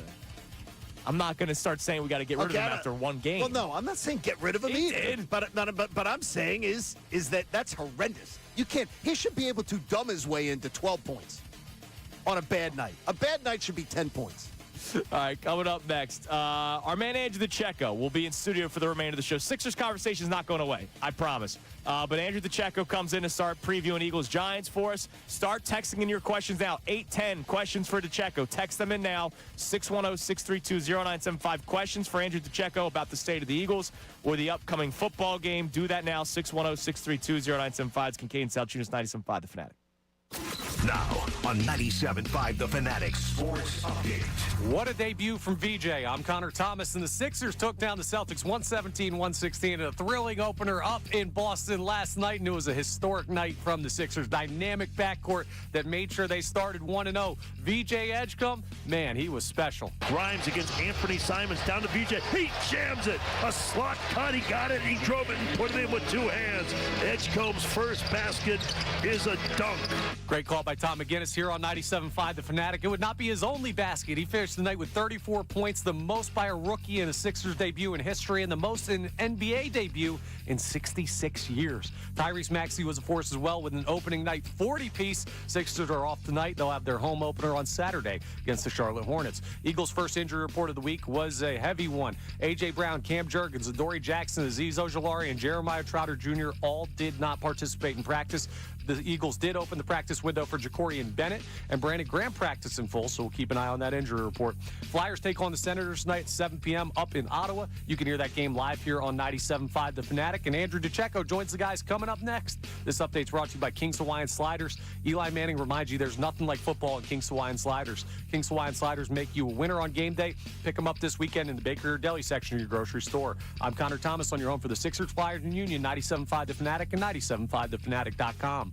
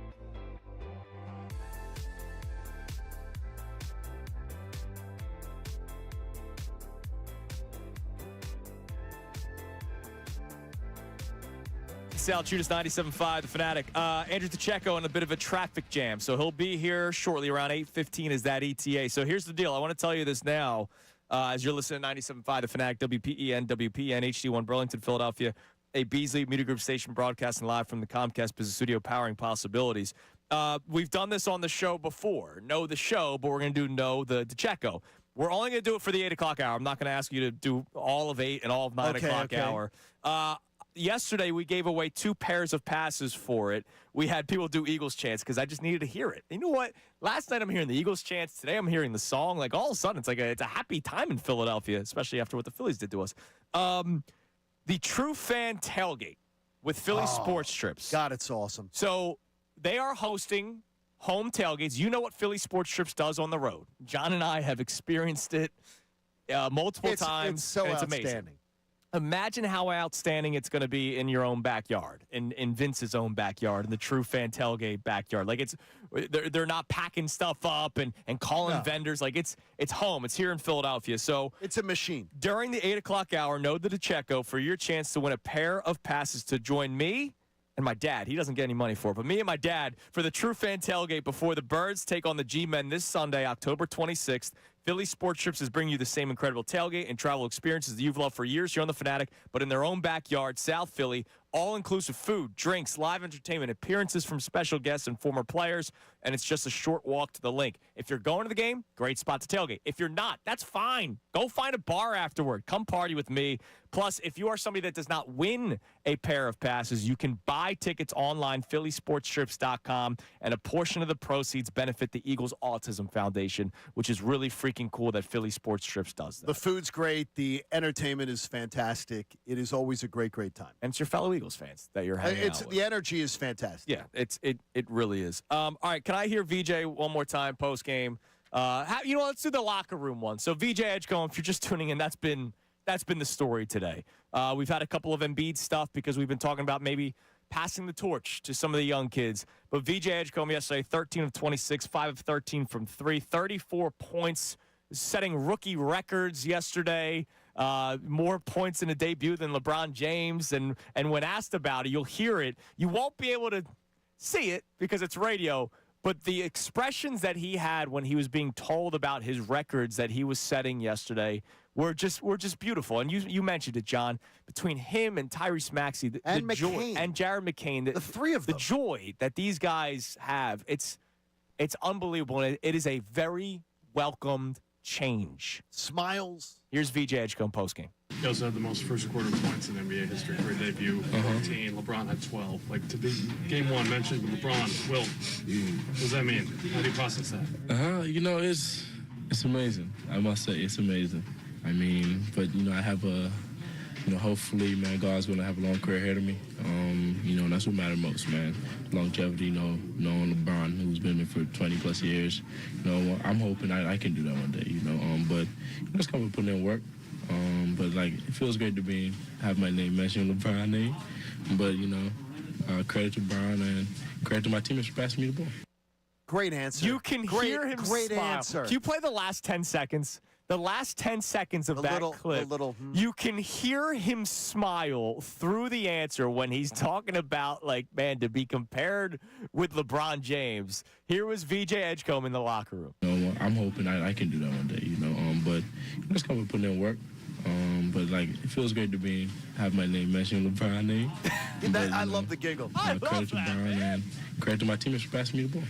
It's childish, but I love it, dude. No, the giggle's great because he's just like, "Are you freaking kidding me? Did I do that? It's who was that, Urkel? Did I do that? Yes, he did it. Amazing. You did it, dude. Real quick before we get back to our calls and texts filled with excitement, we have some major news. This is a huge story, and it's been talked about since last year. Miami Heat guard Terry Rozier was arrested this morning as a part of an FBI sports betting gambling probe. This per Shams Charania and ESPN. The Eastern District of New York and FBI Director Kash Patel will hold a press conference at 10 o'clock this morning to announce arrests from the investigation.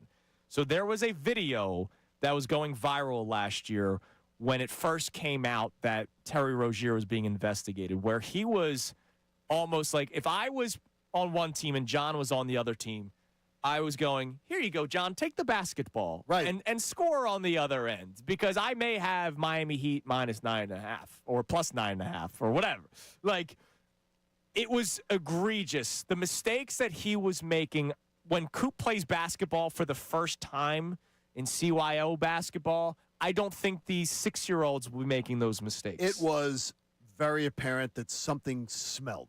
Yes. Something smelled. And what's horrible about this, and I blew John's mind during the break because he did not know this. Terry Rozier is one of these guys that like continuously got paid a lot of money. And I never would have guessed the number you put out. Connor, do you know how much money he made in his NBA career?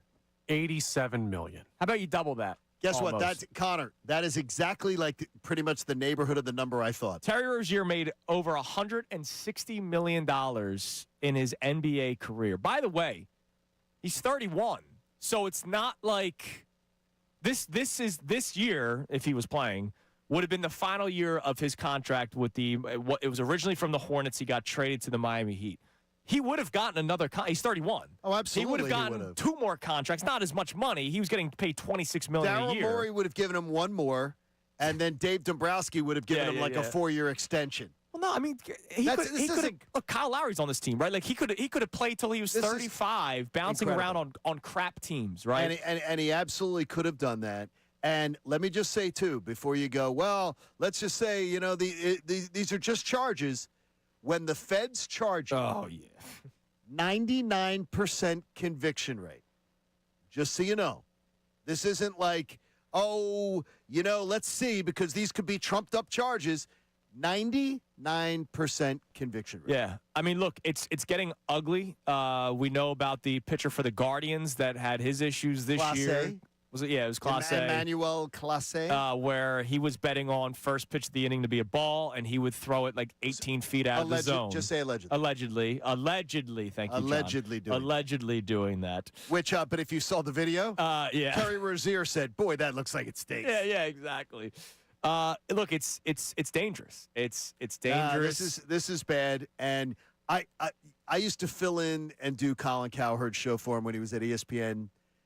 When he was on vacation, I had to do Colin's show. Yeah. Him and I would argue because he would, during the whole scandal when the NBA games were being fixed by referees, like my classmates from O'Hara, he would argue that I was one of the conspiracy theorists who believes NBA games are fixed. Yeah. And I would say, Colin, no, it's not a conspiracy theory.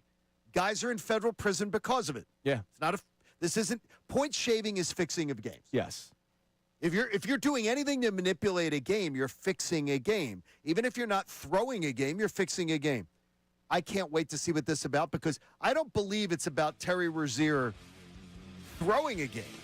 No. I believe it's about fixing over-unders. Sure. Right. I believe it's about fixing and that was the article that we read not long ago on ESPN that, like, there's easy things to manipulate. And you can do it. And look, overs you can do too. Like, my over-under in threes is 3.5. I'm going to shoot like 23s tonight. I think it's more the tapes that I'm seeing.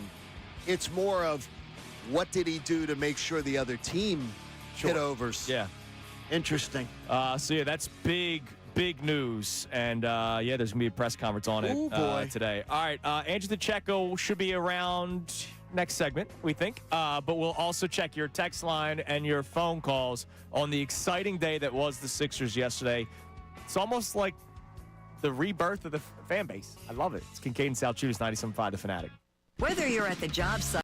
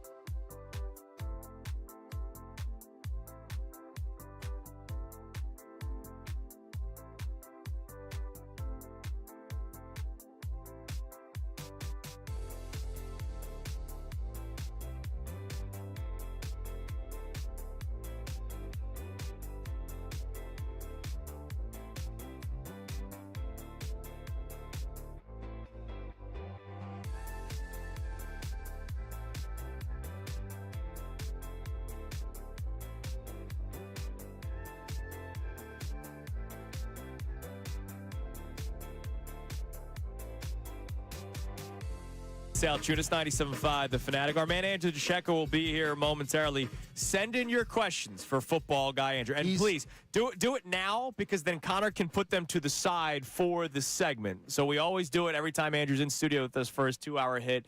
We do a specific segment where Andrew answers your questions. So start texting them in now. 610-632-0975. Don't worry, the Sixers talk isn't going anywhere. Don't worry, if you send an Eagles text, your Sixers text won't get lost. So just send them in. Questions for Andrew, 610-632-0975. Let me tell you right now, knowing Andrew now for around 4 years, he is fuming right now. He's never late. Oh, yeah. Oh, yeah. So for Andrew, for Andrew DeCecco well, none of us are ever late. Yeah.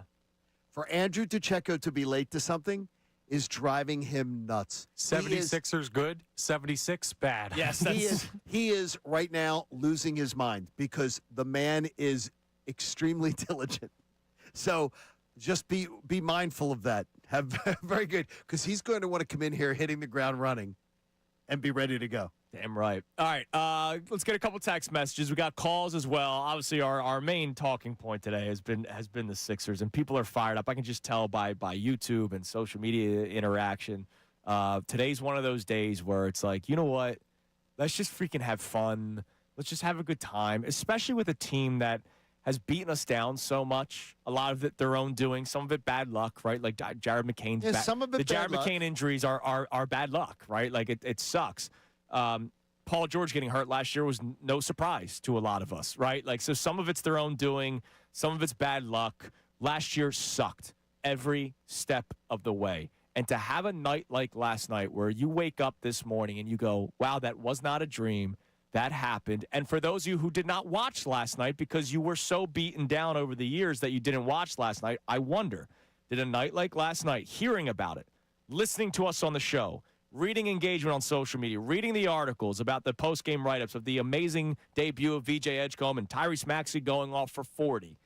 Does that bring you back a little bit? What do we got on the text line? So I want some people to be heard because there are a couple people with reality takes today. And Adam checks in, says, are we just going to glance over the atrocious transition defense last night in the fourth quarter?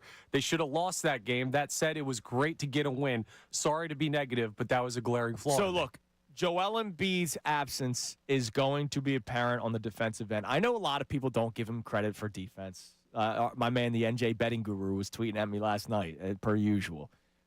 Embiid is a good defender. Embiid is a great rim protector. Oh, he's a great defender. And I don't know how that's gotten lost over the years. Like, everybody's MVP, Nikola Jokic, can't play defense. How about, doesn't even seem like to me he tries. Yes. Yeah. Like, Joel Embiid puts his body out there and does it. Yeah, so Joel Embiid being on the floor will help a lot. Now, I understand he's mentioning transition defense. That's not necessarily Embiid's game. You're going to have guys like Adem Bona step up and Dominic Barlow step up, getting down on the other end. Like, Maxey's not a good defender, but that's what you need VJ Edgecombe to do for you. That's what you need Quentin Grimes to be able to do a little bit more for you than a guy like Maxey or McCain. So we'll see. I mean, look, it's game one. I'd rather celebrate the good from game one than the transition defense. Like, maybe that's just my DNA, but I don't know. Like, last night was too fun for me to worry about transition defense, respectfully. Whoa. That, and two, transition defense and everything, that can all, I know Nick Nurse's, I guarantee that was on the iPad on the flight. Could be, yeah. That can be coached. That was on the flight, on the short flight back to Philadelphia. That was Nick Nurse on the iPad. He'll work on that. Yeah. What else we got? Kyle from Quakertown has a great stat for us. So he has a list of career points per game in the NBA. Fifth is Embiid with 27.7. Fourth, Luka Doncic, 28.6. Wilt Chamberlain, 30.1 at 3.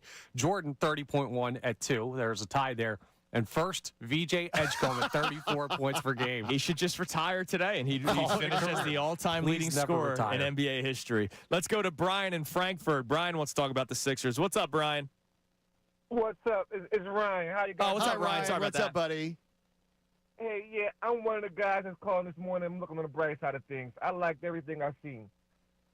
I wasn't even too upset with Embiid only playing 20 minutes and looking at how he looked, because I'd rather him play 20 minutes a game than play every other night for 30 minutes and then he's hobbling.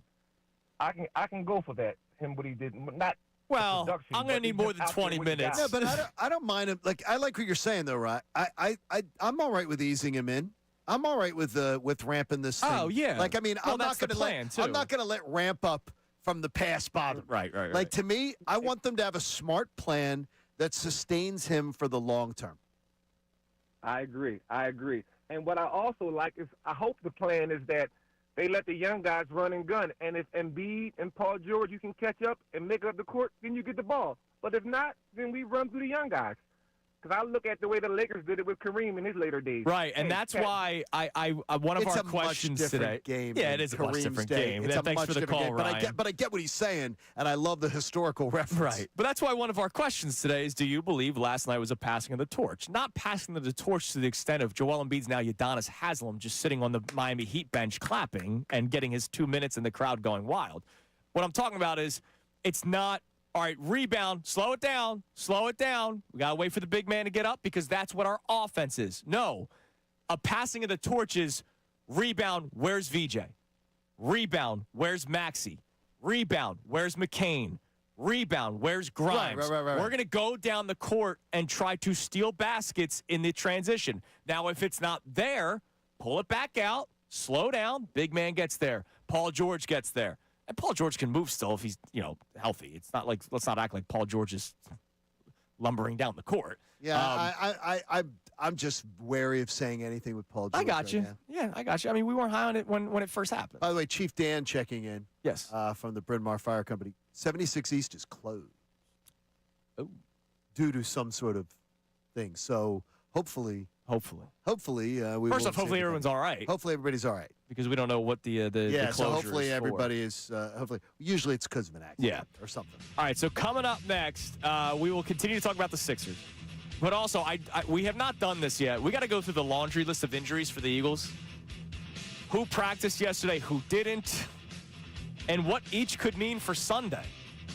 We'll get into that coming up next, as well as your Sixers texts and calls, overall excitement here on 97.5 The Fanatic.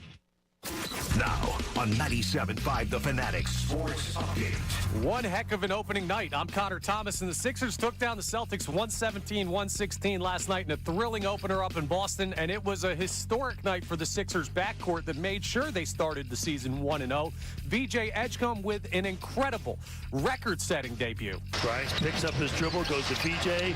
Edgecombe on a drive, hangs in the lane, has to shoot it, does, and makes it. Edgecombe with 32, the best ever debut by a Sixers player. It was a great call by Tom McGinnis right here on 97.5 The Fanatic, and a great night for Edgecombe, who finished with 34 points, the most by a rookie in Sixers history, and the most in an NBA debut in 66 years. A debut in Sixers history, I should say. Tyrese Maxey was a force as well, 40 for him. So it was a great night in Boston. The Sixers are off tonight. They'll have their home opener on Saturday against Charlotte. Eagles had a heavy injury report yesterday. A.J. Brown, Cam Jurgens, Adoree Jackson, Aziz Ojolari, and Jeremiah Trotter Jr. all did not practice. We'll keep an eye on that as the week continues, but they did open the practice window for Ja'Cory Bennett. Flyers take on the Senators tonight at 7 p.m. in Ottawa.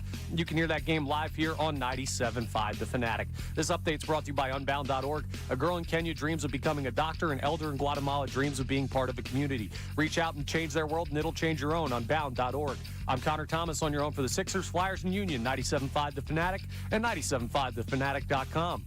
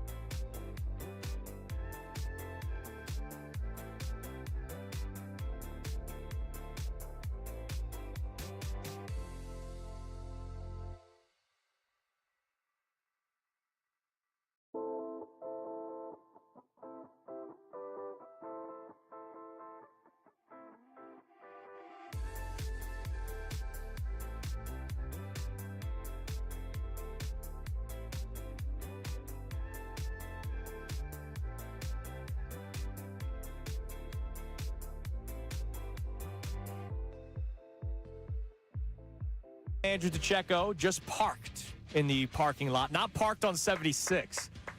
Thanks to our man Miguel on our YouTube chat saying there's a bad accident around Conchi. So, again, if you are on the road getting ready to start your day. Patience and stay away from 76. Stay away from 76. So yeah, that's the biggest message. If you're coming out from Chester County, do not come. You got to just avoid it. You got to avoid it. So go down 322, 202, go down to Route 1 and avoid taking 76 today. Yes. Don't do it. Yeah. Traffic on the 1s and 2s here with Kincade Salciunas. Avoid it. In a few minutes, we are going to go through the injury report because I want to wait till DiCecco gets here because there were players that did not participate in practice yesterday. One of them being A.J. Brown, who straight up said, "I'm going to play Sunday." So it's just like a rest day, yeah. And the hamstrings are a bit of a problem. But there's a laundry list of players. Let me see: 1, 2, 3, 4, 5, 6, 7, 8, 9, 10, 11. That's why I scoffed at Connor earlier with the blowout thing. Let's just get to the bye week 6-2. Yeah, route and say no, a solid win with those kind of injury reports. Solid win. And just say, let's get there 6-2 because it's amazing. We'll run through all 11 players with Andrew DiCecco when he walks in here momentarily. But let's get some more fun Sixers reaction. I'm going to bring up Daryl Morey around 8:40. So when I asked you earlier who's the happiest person, my answer was Nick Nurse. You said Daryl Morey. I said Daryl. I want to actually specifically talk about Daryl Morey because I put out a tweet last week that got some pushback, Johnny. About what? It was the news that Bob Myers was being hired by Harris Blitzer. Not necessarily the Sixers, but the Harris Blitzer group, and he was going to oversee all the teams that the Harris Blitzer group He's overseeing owns, everything, right. which includes the Sixers, but obviously the Commanders and the Devils and the whichever soccer team they have, City something, UFC, whatever. Crystal Palace. Put some respect Crystal on the Premier Palace. League. Yeah, go soccer.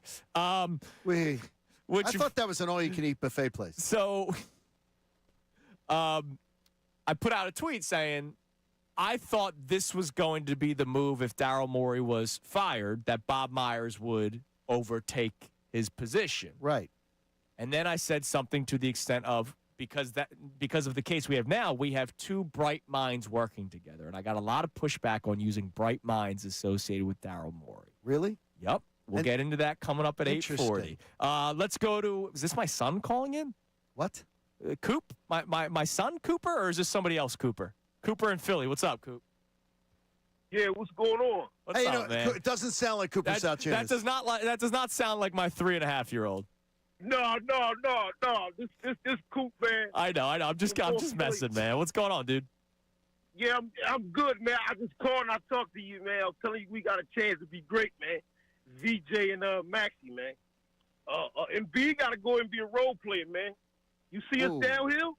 Well, You can't do that. It's not. And VJ might have saved Daryl Morey. All right, hold on.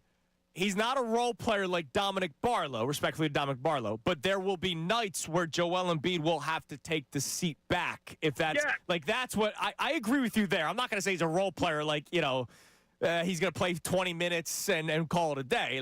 But there will be nights where it's going to be the Maxey show, the VJ show. And you know what? From what I saw with Embiid's reaction yesterday when VJ Edgecombe was being interviewed by NBC Sports Philadelphia, the smile that Embiid had from ear to ear, I think he'd be okay with it. You know why? Because he reminded me of Jimmy. He got Jimmy in him. Ooh. He got a little bit of weight. I'm telling you, he's safe. They better do right by this one. I think the Wade was James Butler. I think the Wade thing is one that's intriguing. The Wade stuff is intriguing. He a tweener. You see what I'm saying? But yeah. The only difference between VJ and Jimmy Cooper, and we appreciate the call, brother, Jimmy's bad. Today's a day for your mind to rest. He's a bad man.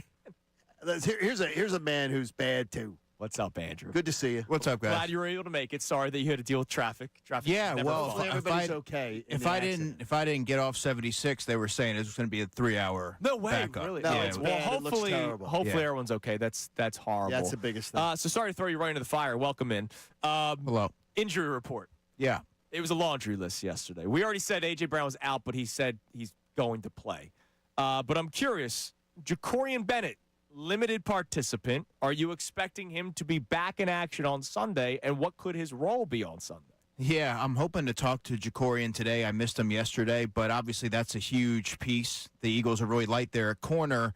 And I have to imagine that if he looks good in practice, he should be able to see a rotational role and a special teams role.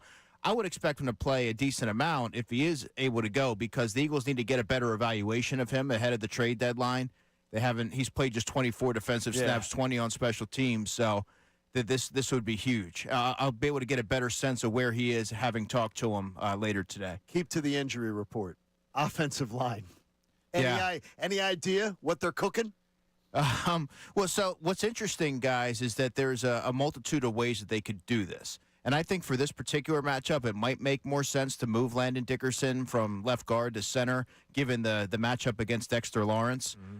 But then you're putting Brett Toth potentially on an island at left guard, which is the position that he played when the last time the Eagles played the Giants.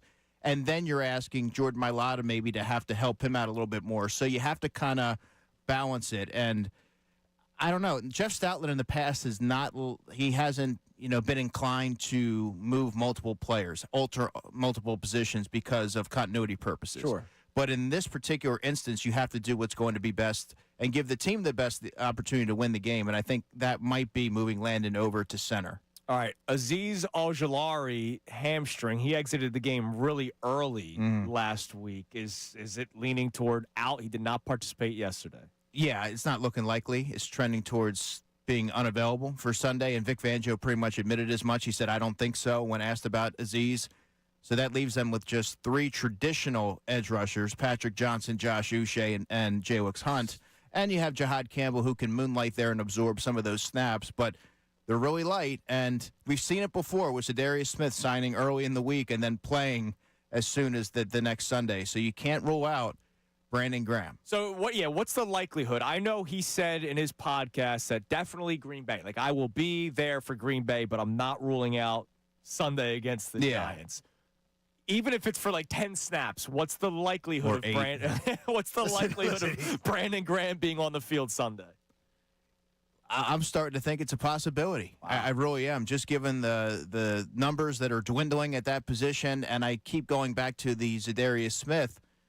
He didn't have a training camp. He hadn't played football since January. Now Brandon's coming off a re-tearing of his tricep, so it's a different situation. But Brandon yesterday said he feels good. And Vic Fangio said it's going to come down to being in football shape, contact shape, and the retention piece. He said he didn't have any concern about the retention piece, but you never know how players are going to come back, especially after a layoff like that. But Brandon said yesterday that he had a 2 or 3 month training camp of his own. Sure. That he was making sure that he was staying ready in case that opportunity arose. In your mind, a Brandon Graham impact coming in at this point, coming off of that, injury and coming in the middle of the season, his impact for this team, will it be more felt on the field or off the field? I think off the field. Explain more why you think that. Well, and where that benefit comes. His leadership ability, his institutional knowledge, and I just think his willingness to impart wisdom on every player, both young and veteran alike. He just has a galvanizing presence about him. He's going to make sure that everything stays intact. He's reached the top of the mountain before. He knows what it takes, and he's going to bring young players along. I think a good example of that, even yesterday talking to rookie defensive tackle Ty Robinson, he said that, he was dog bleep tired on the field. And, Brandon said, I know, I'm tired too, but we don't have much longer. There's not, practice is going to be over sooner. Sure. I'm paraphrasing it, but he said, just having Brandon kind of help lift my spirits or lift me up, because I was taking all the scout team reps and I was really tired. I think that kind of shows the emotional intelligence that he provides as well. Oh, I want to see you smile ear to ear. All right, because Sean Rodman. I don't really smile that much. No, but this one will. Sean Rodman asked a football guy question. And you're going to be impressed. Well, I'm usually impressed with Sean. He does a nice job. We're all impressed with Sean, but he literally said, trying to get the smile because it's coming. He said, I want you to ask Andrew DeCecco this question. Where's Willie Lampkin at? That's great. He smiled. He smiled. So in case people don't remember, Willie Lampkin was drafted by the Rams. He's hurt, and so he was put on IR. And I know it's an unwritten rule where you don't claim the guy that went on waivers because of injury. And Howie said, screw that unwritten rule. The Rams could have been more progressive in trying to keep him around. They didn't. Right. And the Eagles pounced. You got to give him credit.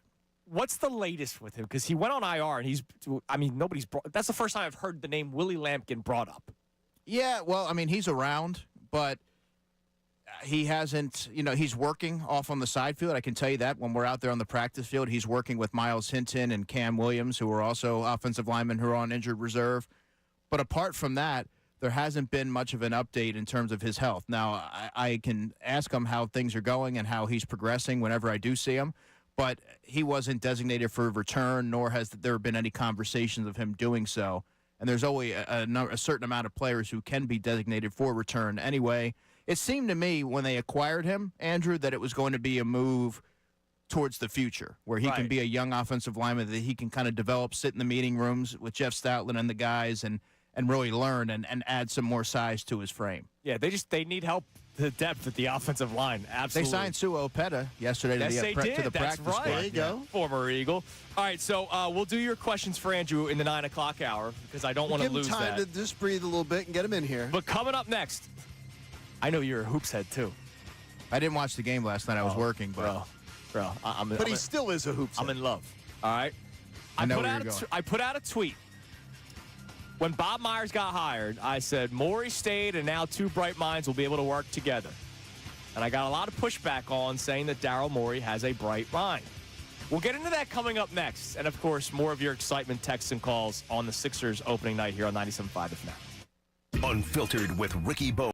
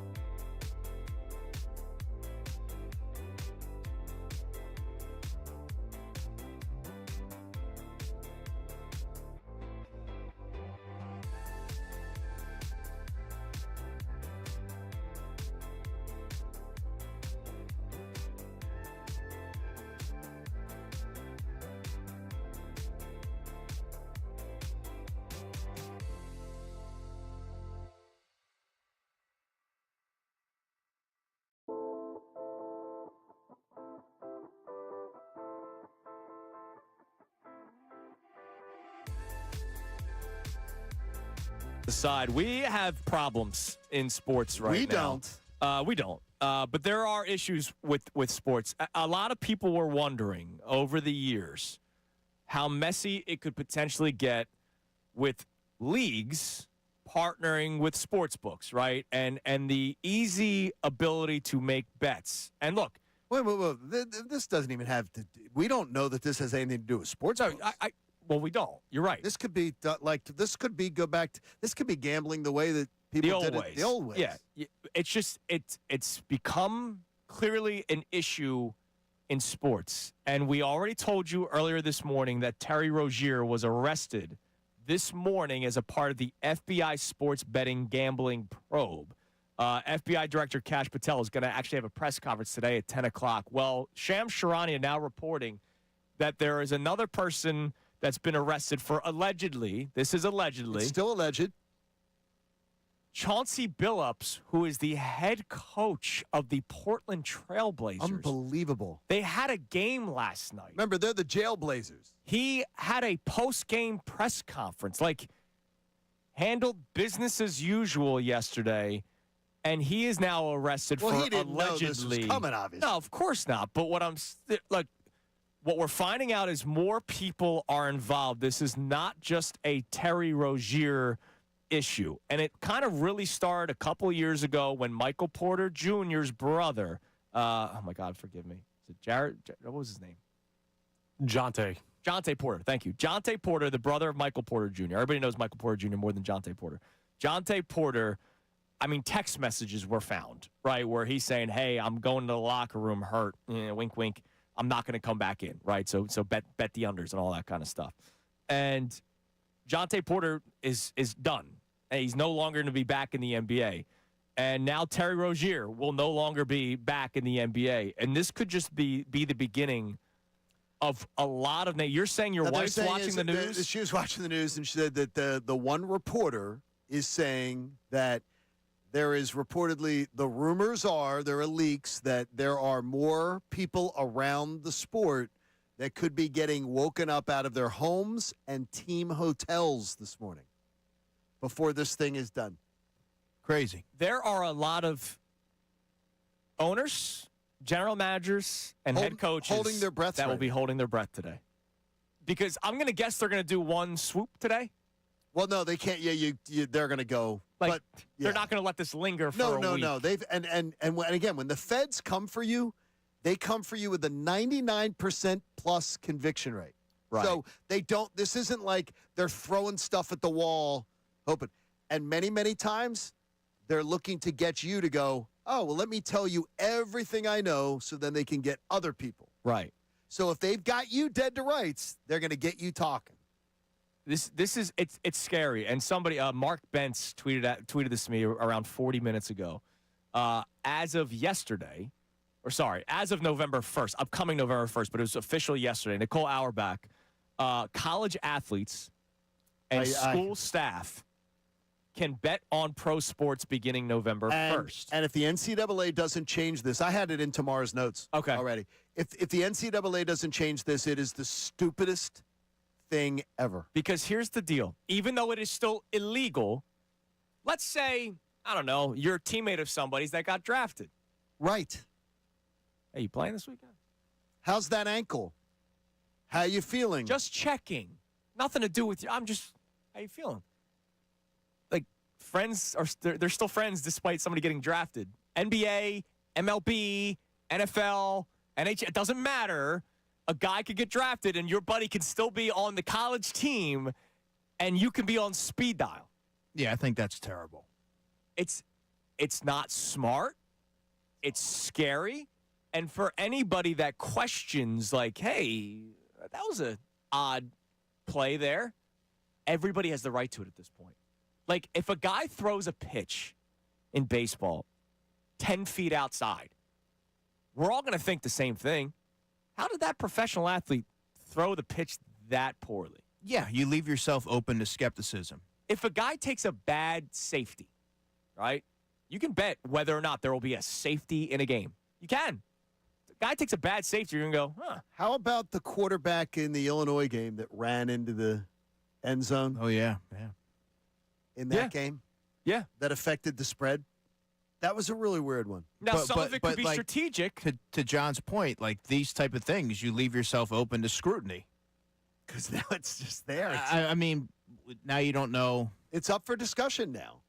It's really weird. This is insane. This story is insane. A head coach. So, like, I'm wondering, like, what did Chauncey Billups do? Did he just know Chauncey statuses? Billups, how about this? Chauncey Billups may have been saying he could look at a scouting report and go, I'm looking at this game, and I know the way my game plan is tonight.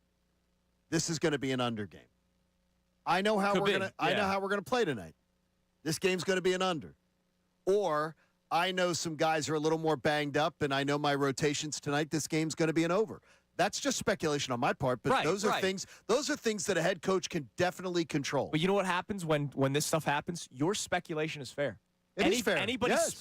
The tinfoil caps go out the window. Now it's like, no, we can actually speculate anytime a bad play happens. Like Pete Rose had his life destroyed about gambling. In every baseball locker room, there's a post that says, you're not allowed to gamble in the sport back in the day.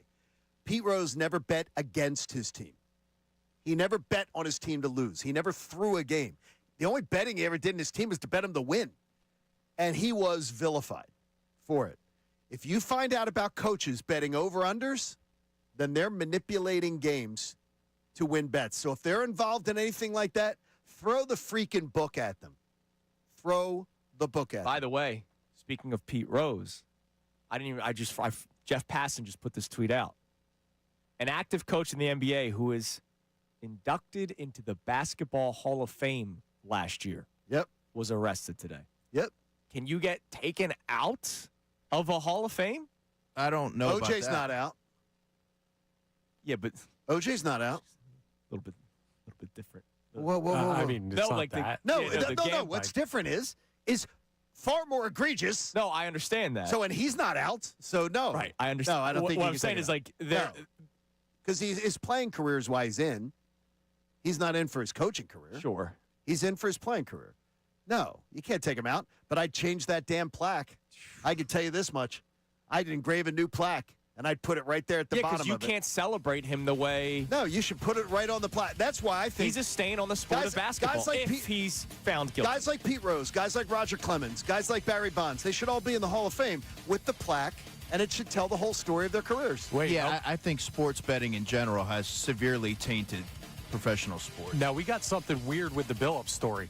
Apparently, it's not related to games he's coached.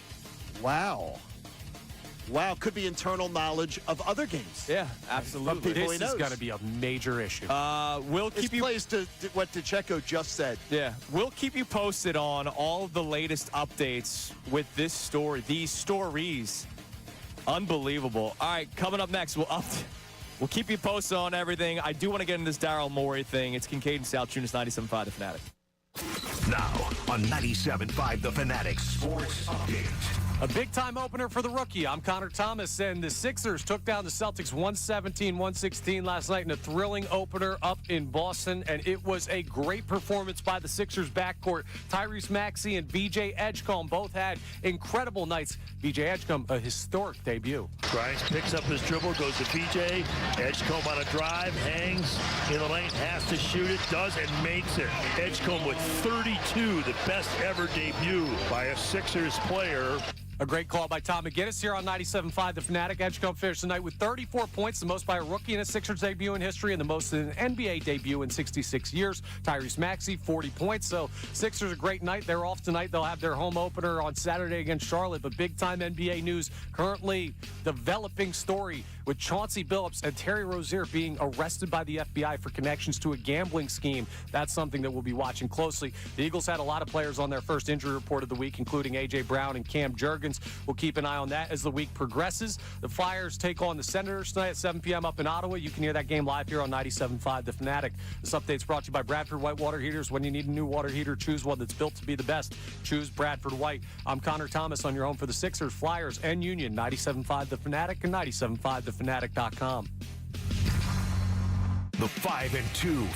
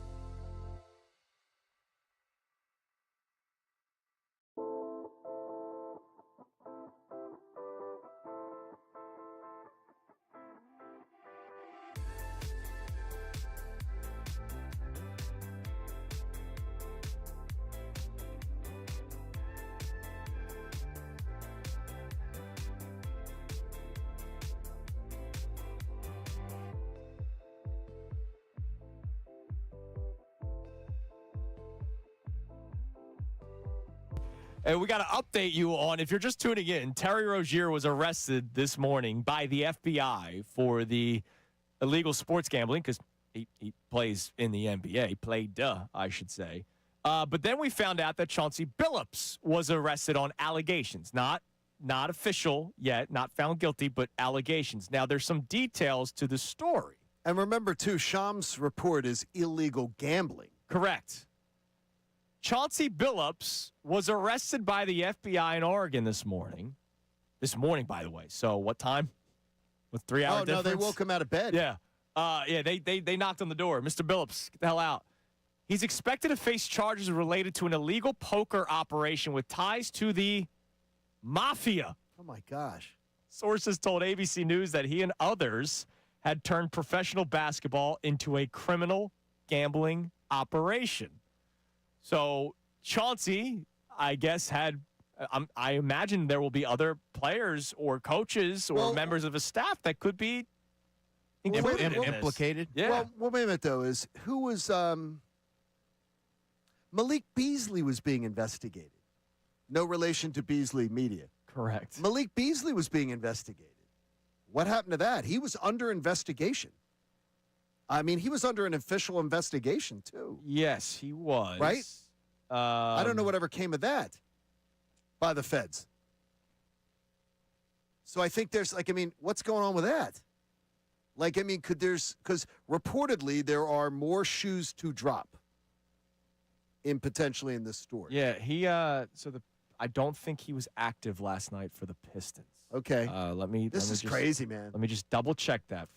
He was not active for the Pistons, much like Terry Rozier was not active last night for the Miami Heat. By the way, one of our followers here wants to know a little bit more about expand on your thoughts about why you think this is so bad for the gambling in the sports and everything like that. Just because it blurs the lines and it leaves a lot of things up to interpretation. And now you just look at college sports, professional sports, and there's always going to be that seed of doubt in your mind when you see things go astray, and you're going to be questioning everything. And something like this really puts it to the forefront. And, you've seen it sort of gradually build over the years, and now you're seeing it manifest in something like this that's unfolding, seemingly by the hour. Yeah, this is amazing. We'll keep on updating you as the morning goes on. I imagine there will be more during middays with Marks today as well. Real quick, before we get to our re-rack, so I put out the tweet about Daryl Morey and how he's a bright mind. And I got pushback on it from a lot of people. Do you guys agree that Daryl Morey's still a bright mind? Yes. Yeah. Have you seen his drafts? Yes. Yes. All right. No, look. Have all his moves been bright? No. The re-upping with Joel Embiid is still the stupidest thing that was ever done.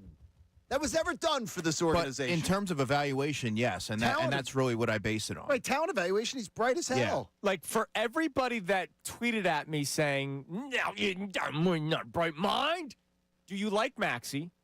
No, I do. Do you like McCain? Do you like Edgecombe? By the way, all of you who wanted Ace Bailey, do you like Edgecombe? Those three players were drafted by Daryl Morey. Some of these other finds, everybody's all excited for Dominic Barlow this morning. Daryl Morey signed him. His drafting history, his drafting history is exceptional. Trading for Quentin Grimes. Everybody likes him, You right? mentioned Barlow and Edgecombe. Edgecombe, I completely think is going to be an absolute star, but it's just been one game. No, it's been one game. But what I'm saying is, I understand that the Paul George signing, because you and I did not like it at all. No, we were against it. They've said it to his face. We did. We may have argued. We tried, but before the signing happened. Story for another day. There are players that, yeah, sure, we didn't want, but I will still say that the Al Horford trade, that alone makes me go, how did this guy do that? When, by the way, Al Horford didn't get traded back to the Celtics and play well. He went to the Thunder, and they couldn't make it work. Oh, by the way, the organization that everybody thinks is one of the best in sports, Al Horford then goes to the Celtics and finds new life. But I wouldn't say that Daryl Morey's a dope. No. The Embiid and Paul George contracts, horrendous miscalculation. He got James Harden out of Ben Simmons. You know what I mean? That was a great deal. And I understand the Tyrese Halliburton stuff, but at the time, it made more sense. And If they don't pee themselves with 5 minutes left in Game 6, they win that series. And we do not know for a fact that the Halliburton deal was on the table. Right. We right. do not. We believe some believed it. Here's the funny one that I keep laughing at is one of our listeners sends along the note on Twitter. Chauncey Billups had bet all the unders on the Phillies' big three against the Dodgers. Well, in the series, he would have won 3 of the 4 games. All right, you're listening to 97.5 The Fanatic, yes. WPEN, HD1 Burlington, Philadelphia, a Beasley Media Group station broadcasting live from the Comcast Business Studio, powering possibilities. Time now for the Kincade Salciunas. No, it's more than fun. It's great. But I watched the Rook. I watched V.J. Edgecombe. In 42 minutes, just be electric. Yeah. For 42 minutes, I watched V.J. Edgecombe at times take over a basketball game. For 42 minutes, I watched potentially the future or part of the future of the Philadelphia 76ers in what was a historic night for a rookie. Edgecombe. How historic? 34 points, 7 rebounds, 3 assists, 18 points in the first quarter alone. My man stepped onto the court and said, yeah, this might be my first game. Yes, I might be playing alongside Tyrese Maxey, who's a max contract player. Yes, I may be playing alongside Joel Embiid. Yes, I might be on the road in Boston. But I will not shy away from this moment. I will be aggressive. I will be fearless. I will be electric. I will be fast.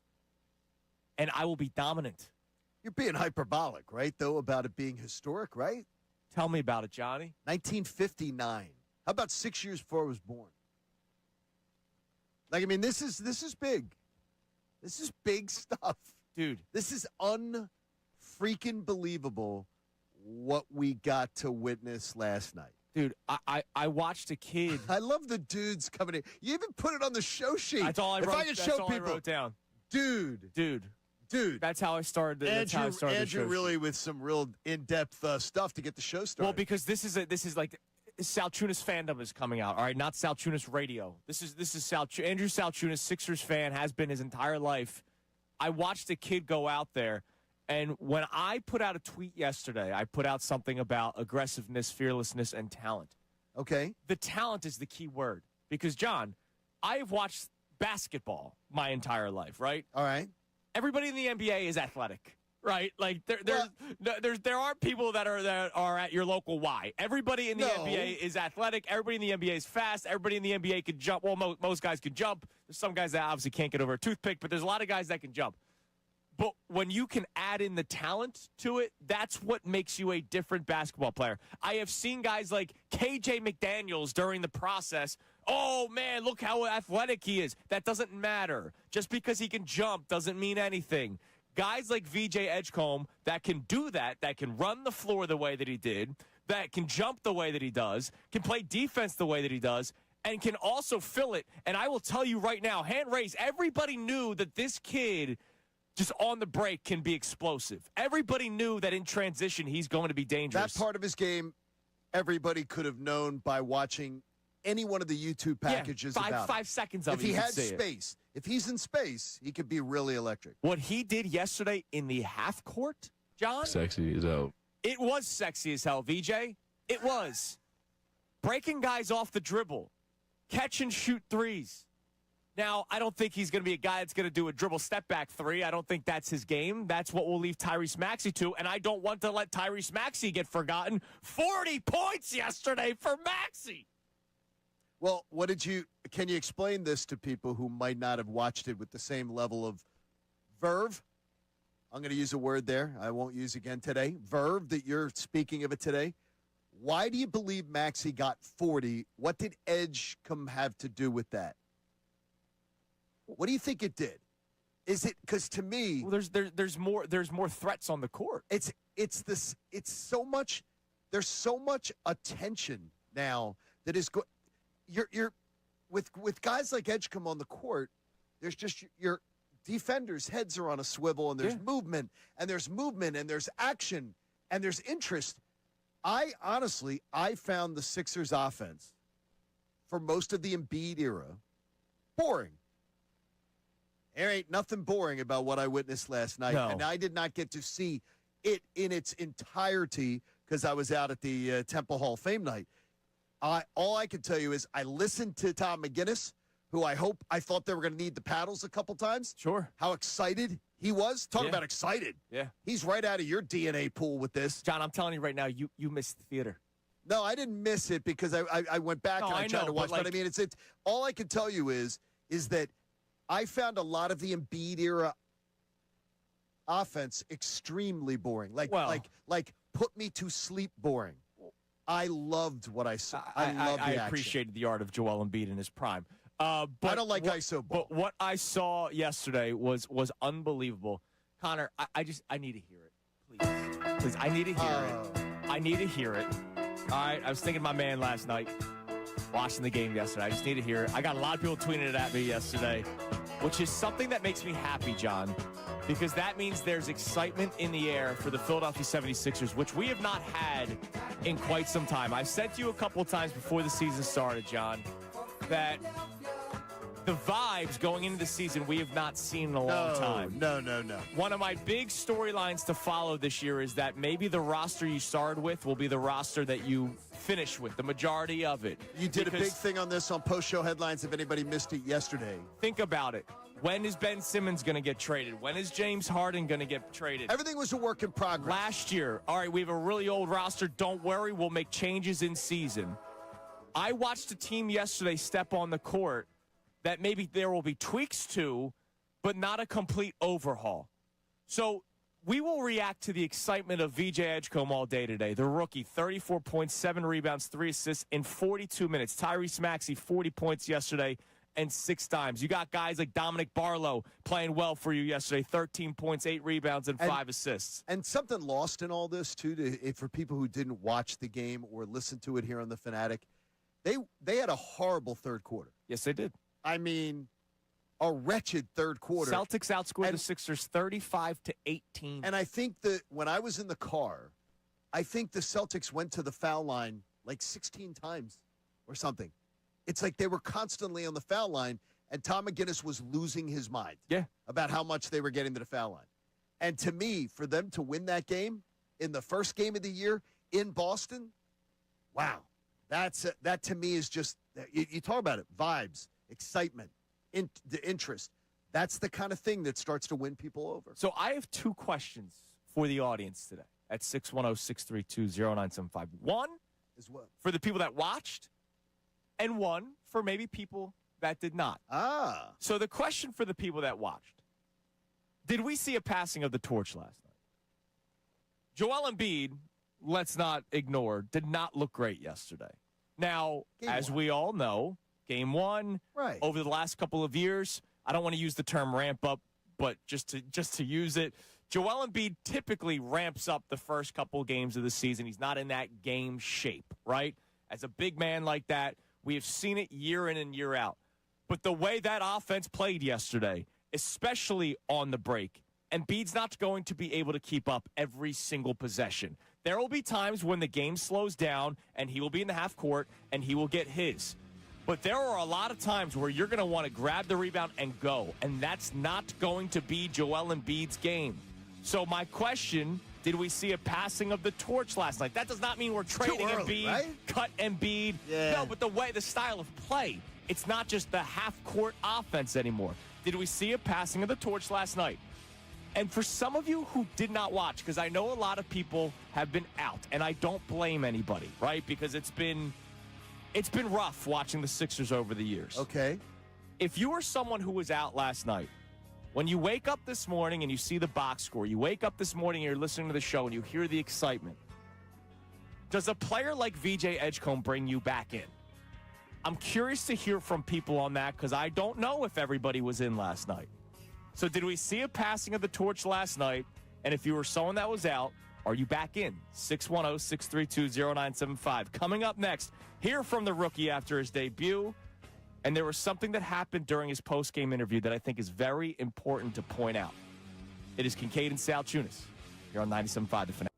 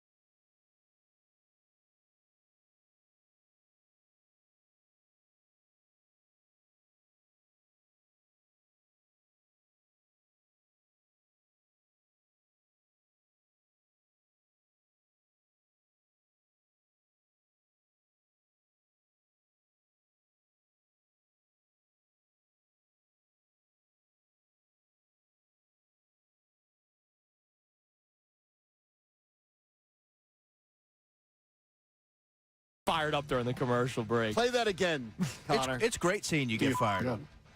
You heard it. Did you do your bleeping job? Do your bleeping job. All right, coming up at 9:25, Andrew DeCecco is in studio with us. There was a traffic jam on 76, so we are going to do questions for DeCecco at 9:25. And by the way, whatever questions we don't get to, I'll be sure to answer them on the podcast, which I'll be recording after the show. I love that. Which is a great traffic jam ride accompaniment. And apparently, there's a lot of traffic jams going on. It is today. a great way if you're in traffic. I've told Andrew that the Schuylkill has been crappy lately. For me, even going home middle of the day, it's a great ride along. It's like DeCecco's. It's like you're in a road trip with DeCecco. That's good. It's That feedback. sounds like a good time. By It's the way. like he's, That's great It's feedback. like he's sitting there, he's sitting there next to you, and you're just talking ball with him. Yeah. So learning. That's good feedback because that's what I'm aiming for. And it's clearly it's very conversational. It's very relaxed. It's not and it's not too wonky. It's not too Andrew is a very detailed guy, but it's very conversational. I think you'll enjoy it. So I want to open it up to some mailbags to support some of these questions that are coming in and be able to get to as many as I can. They can find you on Twitter, Andrew DeCecco. Very simple, Andrew DeCecco. That's it. All right. I'm surprised there wasn't another one. Yesterday, VJ Edgecombe went off. A historic night for the rookie. 18 points in the first quarter for his debut, which is a high in NBA history. Rewriting some records. What he did, 34 points yesterday, just spectacular. Here he was after the game yesterday with Kate and Ala. You okay there, VJ? A little cold? Man, it's cold as hell. Oh, my God. Yo, appreciate y'all. Yeah. See y'all in the locker room. 5 3-pointers in your NBA debut. Is that what you're going to be most proud of coming out of this one? Nah, I'm most proud of how we fought towards the end of the game, man. We were down late. We down 10 late, and then we fought back, so that's what I'm most proud of, man. Individual stats gonna come, but the team success is all that matters. You've been dreaming about this moment your whole life to play in the NBA. What's it like after your first one? Man, it's great. It is great, man. First game at TD Garden, the fans are super loud. Great environment, couldn't hear myself breathe for real. Man, so yeah. More to come. So a couple of things. As you heard going into the break, a very important moment for me in that interview was when they were dumping the water on him, and Embiid was one of the people doing it. And we know that Joel Embiid is the face of the Philadelphia 76ers still. Despite what happened last night, he didn't have not a good game. The young guys were the reason why he won the basketball game yesterday. But Joel Embiid has seen 75 different rosters in his time here in Philadelphia. And the fact that he seemed happy that other people carried them to a win, that's important to me when a star player can say, hey, that guy's the reason why we won today. Like, that means something. That first answer that he gave, that was he not even second thought, just goes, nah, winning was important to me. Like, when Kate goes 5 threes in your debut, like, what does that mean? Us winning is what mattered. Like, I love that. It's Jalen Hurts, pretty much. Yeah. It's Jalen. It's Devontae. Yeah, it's not just Jalen. It's Devontae. It's Saquon. It's also the head coach, Nick Sirianni, who abides by that. He walks that walk. He talks the talk. Like, I love that. He absolutely does. More good people is a good thing for a basketball team. I absolutely more good people in general is always a good thing. You know what? Let's do that. How about the world should have more good people? Let's go to Mike in Northeast Philly. Wants to talk about VJ. What's up, Mike? What's up, guys? Straight up gold last night. G-O-G. It's gold, Jerry. It's gold. I mean, honestly, let's be honest. How can you not be just as excited as the beginning of the Iverson era? I mean, this is a guy, imagine if Jimmy was mentoring him, but it's fine because he's going to rub off on Maxey more because the last thing we need is Maxey to defer to the 2 other people. And this is what you need to change the culture. Straight up. I mean, Mike, we've been talking about it for a while now going into the season. I still will keep on going back to the video of Joel Embiid playing one-on-one with his teammates and smiling. Like, it's been a while since we had, like, good vibes with the Sixers, right? Maxey has done as much as he can, but even Maxey was worn down by it last year. Like, you could tell Maxey was not himself last year. To your point, Mike, having another, like, nice change, like a VJ Edgecombe who's got a great head on his shoulders and obviously has ability, that's just going to kind of spread to the entire locker room. I mean, yeah, and as John was saying, I mean, think about why was Maxey playing better. For one, think about the 40-point performance he had in the playoffs. He's playing off the ball more. And not only that, you can't tell me that VJ's mentality for such a young kid is also rubbing off on him to be more assertive, to be less afraid, and literally stick a knife in him. Yeah, dude, great call, Mike. We appreciate the call. I love the you know what I love about that call is he sounds calm, confident that what he saw is tangible. It's real. Yeah. He doesn't sound like he just got picked on The Price is Right. He sounds like he's like he believes everything he saw last night. He's putting the chess pieces together going, yeah, this can work. This can work. And they did this without Jared McCain still yesterday. And he said something that's really important. I've been saying it for years. Tyrese Maxey, love him. He's not a point guard. He's not. He's better off the ball, much like Iverson, right? Now, that doesn't mean he can have the ball in his hands and create his own shot. But, like, when you're in space and somebody's facilitating it to him would make him that much better. That's why Kyle Lowry was around a couple of years ago. I know he's still here, but you get what I'm saying. Like, that's why you brought in a true point guard in Kyle Lowry. That makes Tyrese Maxey better. So if you can, it's like a 1A and a 1B, right? Maxey brings up the ball, sometimes facilitates the offense. VJ brings up the ball, sometimes facilitates the offense. They complement each other. They do. Wonderfully. And you'll still have your 0.5 whenever Joel Embiid gets the ball at the top of the key. Like, that's going to continue. It was just nice to see it happen so quickly in game one of the regular season. And that's why everybody's so fired up today for good reason. All right, coming up next, questions for DeCecco. So listen to this segment closely.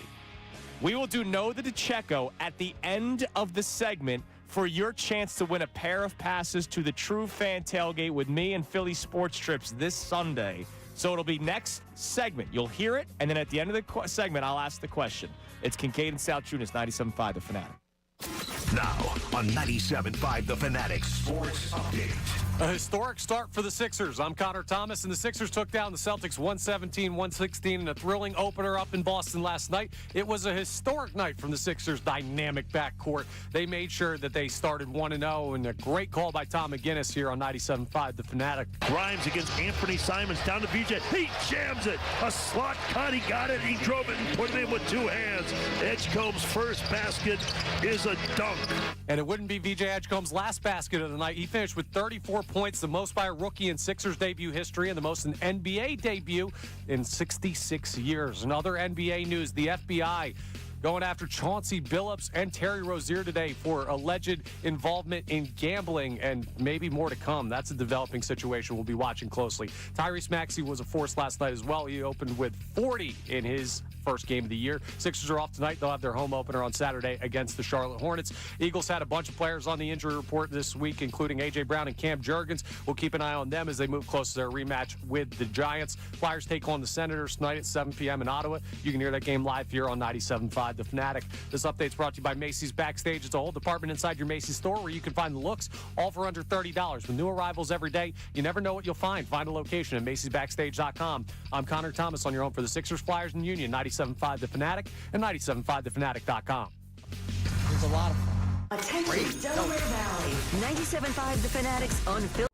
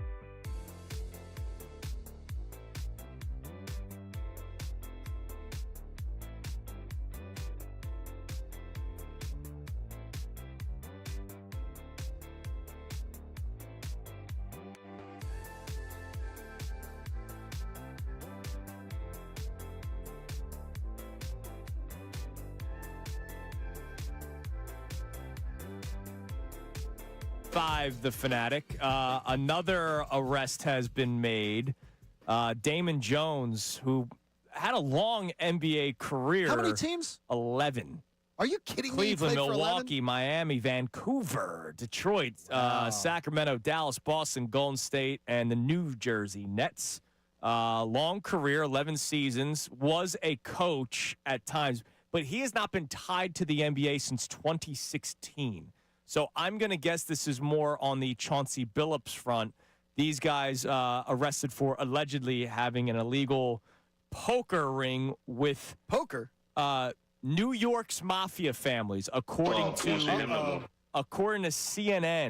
It was New York's mafia families. Billups and Jones were paid for their participation, officials say, including one instance where Jones was asked for a partial prepayment of $2,500 before he attended one of the games. The 5 families are involved? Oh, yes. Boy. Gosh. Sonny Corinthos has gotten involved in this one. These games took place in Manhattan, Miami, Vegas, and the Hamptons. So they've been all over the place. White parties in the Hamptons. White parties in the Hamptons? That's you saying. I ain't saying. I'm just wondering. I ain't saying a damn thing. Those are always a little strange to me. I ain't saying a damn thing. Those parties? All right. Hit us with some football music, please, Connor. And we did not do headlines because we had traffic jams. But we're doing questions for DeCecco now, which will be brought to us by who today? Our friends over at Lundy Law. For over 70 years, Lundy Law has been fighting for injured people. If you need them, remember the name Lundy Law. Your injury lawyers, visit LundyLaw.com. That's LundyLaw.com. And don't forget, know the DeCecco. This segment, we will ask you a question at the end of it, something that Andrew says, and the winner will get a pair of passes for the True Fan Tailgate with me and Philly Sports Trips for this Sunday. And your dad. And my dad. He'll be there as well. What do we got, Connor? First texter asks, I know a lot of the trouble with the run game is the O-line, but when there are holes, it just doesn't look like Barkley has the same burst as last year. He was visibly frustrated at the end of last game. What are you seeing with him? Yeah, no, that's fair. And that's something that I've mentioned dating back to week 2 when the Eagles played the Chiefs.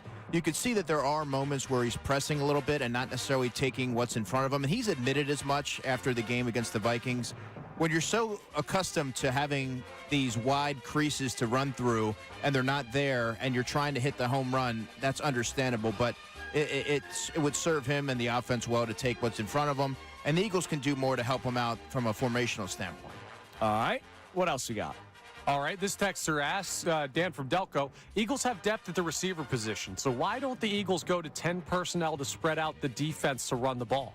Explain the 10 personnel thing to people who are going, what's that mean?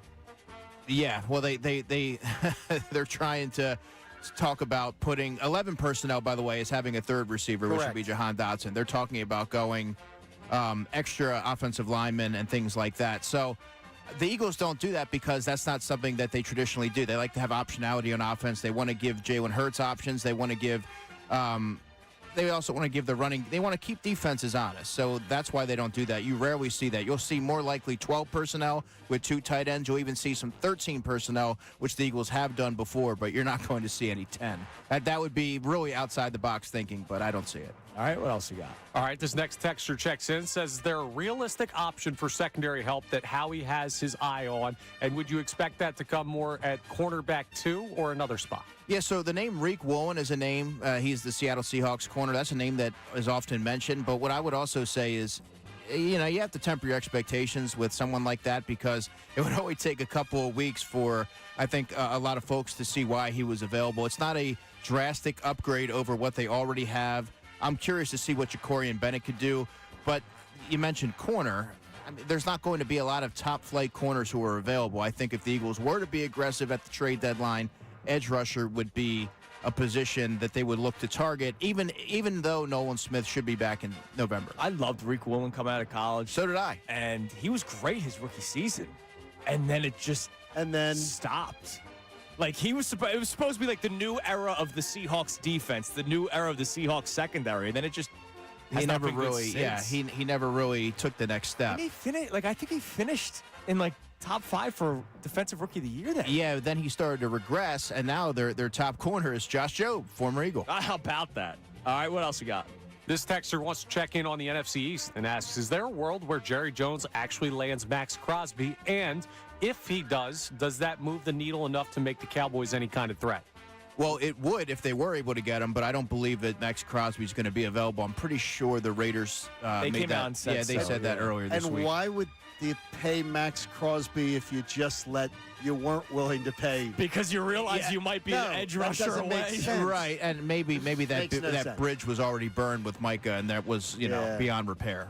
By the way, Rick Woolen was 3rd in Defensive Rookie of the Year. He was all-pro and a Pro Bowler. His rookie Right, so season. you've seen the high, so I understand why there's intrigue there, but I would also say that sometimes when you hear a household name, it's not always what you're expecting. Yep. What else you got? Neil checks in and says, it was noted that roughly 70% of the passing yards gained against the Vikings came off of broken plays. Should excitement from an improved passing game be tempered some because the plays aren't necessarily being executed as called? No, I don't think so, because the Eagles always have this in their arsenal. So I don't know that you should temper expectations or level of intrigue based off of the Eagles' ability to execute off broken plays. That's something that the Eagles have, and they practice a lot, and Jalen's exceptional at doing that. But whenever you have Devontae Smith and A.J. Brown and Dallas Goedert, I just think that gives them an advantage over most every team, and the more that they go out there and get into that rhythm, I believe that's something that they can hang their hat on. All right, so that leads us to something that was talked a lot about yesterday on the show. Real quick, just to get it out of the way, we talked about Tariq Woolen. Andrew DeCecco said this former Eagle is playing as the best corner in Seattle right now. This former Eagle, the first person to text that in at 610-632-0975, will be hanging out with me, my dad, and a lot of other fellow Eagles fans at the True Fan Tailgate from 97.5 The Fanatic and Philly Sports Trips this Sunday. So much fun. October 26th before the Birds take on the G-Men. I don't care if you're not even going to the game. Come hang out with us. If you do not win, portions of the proceeds when you buy a ticket on phillysportstrips.com will go to the Eagles Autism Foundation. So you're supporting a great cause while also supporting yourself and having a good time. I love it. This is an answer because I was a big advocate for this player when he was here, and I got to know him a little bit. That's awesome. Well, the first person to get it right will win the pair of passes. All right, so How yesterday. about that? A 10 personnel question. That was no actually tight great. ends. They're not doing that. I tell you, Rodman's question got you smiling. You more than cracked a smile at that question. Definitely. Good football guy stuff. question. Good stuff, guys. So we're at war with Bill. Why is that? We're at war. You didn't hear? Well, no, I don't live on social media, guys. Time is at a premium for me. We talked a lot about the Patullo conversation. So Bill said that we only give credit to the players when the players play well, and whenever they lose, we only rip Kevin Patullo. We don't give any praise to Kevin Patullo. The day he posted this, we had literally done a segment in the 7 o'clock and 9 o'clock hour praising about how Kevin Patullo has the best red zone offense in the history of the Philadelphia Eagles through 7 weeks. And as you know, doing the show with us as well, not just Unfiltered, but with us as well, we have talked a lot about Jalen Hurts not necessarily playing all that great. Last week, Superman. Right. But before then, he's been okay. One of the highest videos that the station has put out was Andrew and I getting crushed for being too critical of Jalen Hurts, blaming him just last week at the station that we were putting too much blame on Jalen Hurts, we were getting told, and not enough blame on Patullo. And so we were getting on. I'm like, because we're just telling to Bill, he doesn't want he doesn't want rage bait. He's this show without rage bait. Now, yesterday, there was no retraction made. We know that no retraction made. You yesterday. try to not be too critical of Patullo because of it's everybody, right? As we do that. Our question yesterday for the audience, and I'm curious to get your answer on this because you look at it differently than a fan. Do you believe that Kevin Patullo is not getting enough credit, or do you think he's being unfairly criticized? Because I do not believe that he is being unfairly criticized, except for the people that say it's all on him, because it's not all on him. People are afraid to be critical of Jalen Hurts. People are afraid to admit that the offensive line has not been necessarily great. We do that on this show every single freaking day. Bill must have missed that. Do you believe he's being unfairly criticized or not getting enough credit? Well, to be clear, before I answer, I couldn't care less about credit. That's not something that I look at in my line of work. But look, as the offensive coordinator, the onus falls on you ultimately to get the offense to reach a level of expectations. But I think largely there is a lot made and a lot of fixation solely on Kevin Patullo based on what I've been able to glean, and not enough looking at it from all angles. And what I mean by that is looking at the running game. And if you can't run the football effectively, you make yourself one-dimensional, and you put yourself behind the sticks, and you put yourself in these circumstances. Then there's the execution piece. The Eagles haven't always executed right. Jordan Mailata and Saquon Barkley and Jalen Hurts will tell you that. I mean, and then there's just the health of the offensive line. So a lot of it's all baked in. But yes, Kevin Patullo being the offensive coordinator, of course you're going to expect, and he's going to shoulder most of that. But I don't think it's fair to place most of or solely look at him in some cases as the primary factor as to why the offense isn't working. It's never just one person. It's never just one element that's not working. It's a culmination of things. And the players, I mean, if you don't want to take my word for it, the players will tell you that. Right. At 51%? Would that be fair? Because when I rattled off a list for Bill yesterday after hearing the critique, and I went, okay, here are the NFL analysts that in the past 2 weeks have used the words simplistic or predictable for the Eagles offense. And I gave a laundry list of NFL Hall of Famers or NFL ex-quarterbacks or NFL analysts that have said, here's the Eagles offense, showing video and going, this is a simplistic, predictable offense. Mm-hmm. And I'm going, okay, well, the majority of that has to fall on the designer of the play. It has to fall on the offense coordinator, right? Yes, but I also look at the offense from last season and the offense from the season before that, and you could argue that they were relatively simplistic. You could, yeah. As well. A lot of it comes down to execution, to avoiding untimely penalties. And when things are working, like you never criticize plays, you criticize results. Right. And when plays are working, you don't think twice about it. They were very predictable last season. Well, so part of this conversation, and we're gonna continue this coming up next, because I remember yesterday on our YouTube chat, they were wondering if we talked to you about it. They're like, oh, they won't say when DeCheco's in the room. No, say it. No, we will. A lot of yesterday's or Monday's conversation, which then led to the war of the shows, was about crediting the players for a lot of the play breakdowns and more so than the offensive From Sunday, coordinator. we're going to talk about So this. we're going to get your thoughts on that coming up next. Also, we need your thoughts on the game, this upcoming game, before we get out of here. Eagles-Giants on Sunday. We'll get to Check Adamas' thoughts on it. And also more VJ Edgecombe love and Sixers love, because Tyrese Maxey deserves it as well today. It's Kincade Salciunas, 97.5 The Fanatic. The Fanatics.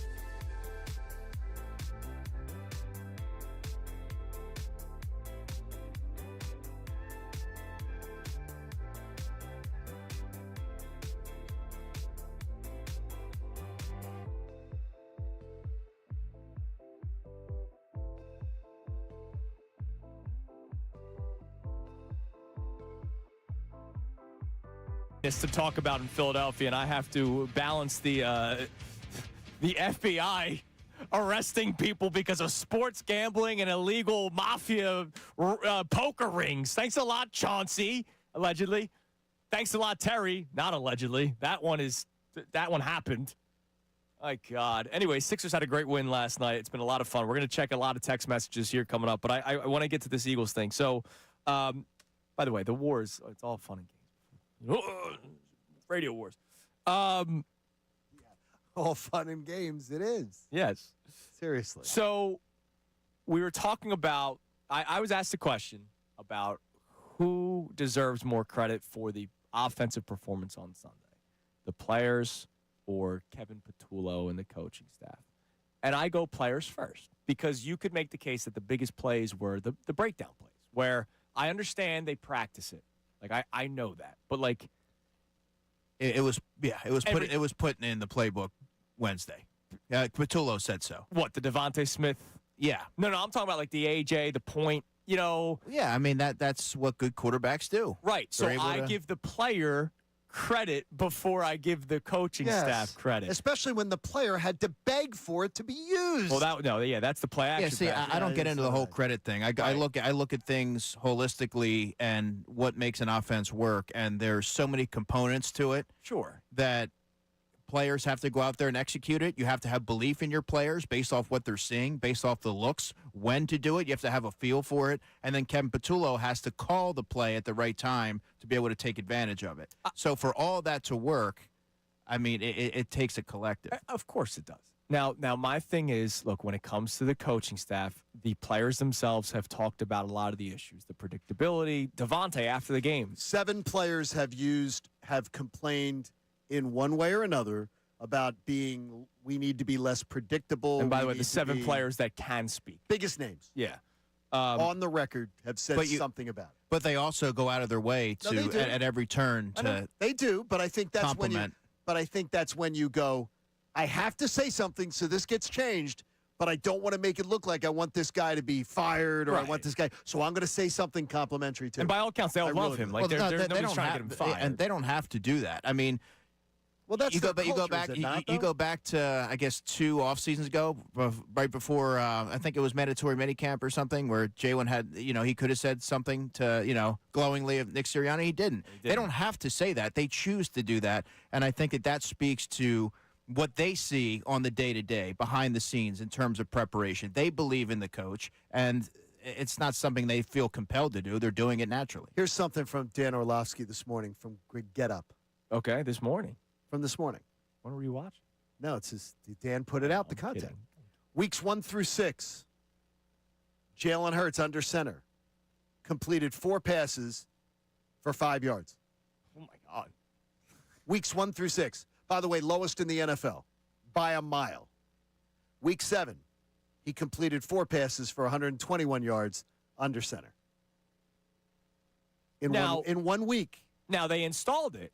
But, it took week 7. Yeah, it took week 7. I said it sarcastically. That's crazy. But I kind of mean it. Like, when Patullo talks about how they installed that play, I kind of scoff at it by going, wow, you installed a play-action pass to your Heisman-winning wide receiver. I understand it's deeper than that. But right, but you also I can't have to help look, myself but be like... You have to look at the offenses in past years. It's not just the Kevin Patullo-helmed offense. Play action under center was not a major facet of the Eagles' offense. Correct. At any point. They weren't last in the league, though. And I also think that a lot of it, and this is just in my estimation, had to do with Brett Toth being in at center. Could be. And the I don't want to say inability, but I guess it's not quite the same with him snapping out a shotgun. Right. So the comfort level was more there, and you saw them have 20 snaps, I believe, under center, which was the most the Eagles have had since last season against the Jacksonville Jaguars. That's what I want against the Giants. And that's what I want against the Giants. Yeah, and you'll probably see it. I am more comfortable with that then. Because to me, obviously, it's something that works, and it's something that worked. But the thing is, the Eagles can't be last in that, and last by a mile. I think you'll see more of that, and I'm curious to see, guys, if we see more design runs for Jalen Hurts, him being that +1 it opens things up for Saquon Barkley. And if the running lanes aren't there, there are certain things you can do. Maybe you go more 11 personnel and you put another wide receiver on the field. You force defenses to spread out how they defend you, and you get Jalen Hurts on the move. All of a sudden, those running lanes, maybe there's a little bit more room to operate. Now, how much, and, we've talked about this over the years, and one of our great YouTube commenters, MBD, brought it up yesterday He's as well. been on a roll, MBD. How much is this Sirianni, right? Because he obviously has a vision on how he wants the team to be run. Sure, yeah. So is this conservative approach? Is this, hey, we pass out a shotgun, we run under center? Is this a Nick Sirianni thing, and Patullo's just being handed the sheet to call the plays with? Yeah, well, it's a delicate balance. But at the end of the day, Nick Sirianni is the head coach. He has a vision for how he wants his offenses to look, and they have had the similar complexions over the past number of years that he's been in Philadelphia. They have the same wrinkles and things of that nature. So that's not really going to change. They're going to be a risk-averse offense. They're going to be strategic and play a little bit more close to the vest, and then they're going to take advantage of those soft spots in the defense in the passing game when the opportunity presents itself. But they haven't really had an offense under Sirianni that hasn't run the football effectively. Now they are, even with Miles Sanders, DeAndre Swift, Saquon, now they are running into a little bit of a challenge there and some resistance from the defense, and you're seeing for the first time the Eagles have to kind of atone for that. How much of a bigger hand? It's a lot of speculation. So if you don't want to speculate, just tell me.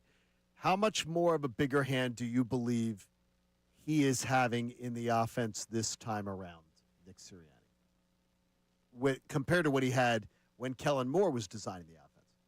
Yeah, I don't want to speculate on that. Okay. I don't want to speculate on that. I mean, but it's he's the head coach. He gets final say, and he's going to be involved. They talk about the collective all the time and collaborating and getting everybody on the same page. So that would, I imagine, that would include Nick Sirianni. All right, I want to sneak a call in here before we get to Checkadamas about this upcoming game against the Giants. My man Stan in Drexel Hill, dude. I know you were fired up last night, dude. Stan. Yo, what's up, guys? What's up, buddy? I know you were fired up last night. Yep. Yeah, listen. VJ out there looking like Ant 2.0, Dwayne Wade, whatever you want to call it. That boy got that killer instinct. You got that dog in him. The thing is, I wanted to touch on Dominic Barlow.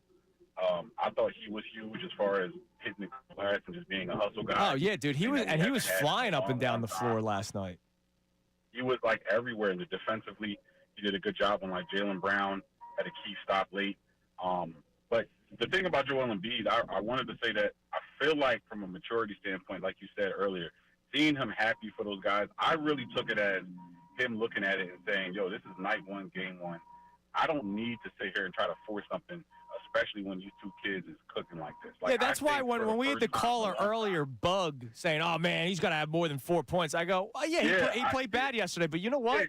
He also took a step back and let the young guys cook, and that's part of being a good teammate and a good leader. That's what I'm saying. That's a trust thing. I think this is the first time ever that he's actually trusting the people around him to actually get it done. I saw a play where Tyrese Maxey hit this crazy sidestep in the corner, shot clock winding down, and Embiid was behind him. He could have easily just gave it to him, and Embiid put up a three. And he just shot that right in front of Joel and just made it. And I'm just like, that's a confidence thing. I know these kids are going to get this job done.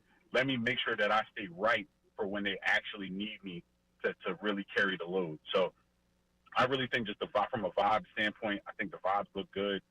To see even Paul George at the end of the game, to wait for VJ to finish his interview. Yeah, that's cool. That's cool. Like, these are things those are the little things that I think were missing. He wants him on his podcast again. That's why. He wants him back on the podcast. Tell us about life-saving cancer research, and then we got to get to Checkadamas. Yeah, FT Young Heating Air Conditioning did a great job making a donation to the American Association for Cancer Research. You can go to 975thefanatic.com/AACR. I'm living proof that cancer research saves lives. All right, we got 2 minutes left between the Sixers' incredible night last night, the illegal gambling ring that includes players and coaches of the NBA. It's time now for the Checkadamas. How does this game play out with the Giants, the rematch, after what happened that Thursday night, and what are some key moments in your mind? Yeah, I don't have a final score in mind, but this is a game where I'm expecting the Eagles to really be up for and look to get that sour taste out of their mouth and get after it. They know that what they were able to do at all three phases of the game wasn't up to their standard, and I have a feeling that they're going to have an answer for Cam Scatterbo, and that being Nakobe Dean. Nakobe Dean didn't play defense last time. Right. He is a tone setter, and he brings a lot of swagger back to that defense that has plenty of it, but he brings that. As far as a bold prediction, I'm going to double down and say that Josh Uche picks up another sack. I've had some really good conversations with him over the past couple of weeks about things he's been honing in on, and he's been really close. He was able to seal the deal and get home against the Vikings. I think he does it again. All right, I have a question for you, and we got 30 seconds. By the way, congratulations to Taylor from New Jersey. I'll be hanging out with you this Sunday at the tailgate. Will the Giants not load the box as much, considering what the Eagles did in the passing game this past week against Minnesota, or do they double down and say, we're still going to want to just try to stop Saquon, and we'll see if Jalen can do that again? Oh, I think they are going to double down and try to load the box and cloud up those running lanes and try to see if the Eagles can replicate their success from last Sunday. Because I think the more you pass the ball, that then gets Saquon Barkley going. Loosen it up. Yep. And hopefully that's the it's case. on tape. Everyone should already know that they could do it. Plug the podcast. You got 10 seconds. Birds Buzz. Recording it today. It'll be dropping 6 p.m. Can't so wait. Get it tonight, and your ride on Friday, if you want it, you got it. Absolutely. Middays with Marks comes right next. Everybody have a great rest of your day. Talk to you tomorrow. Now.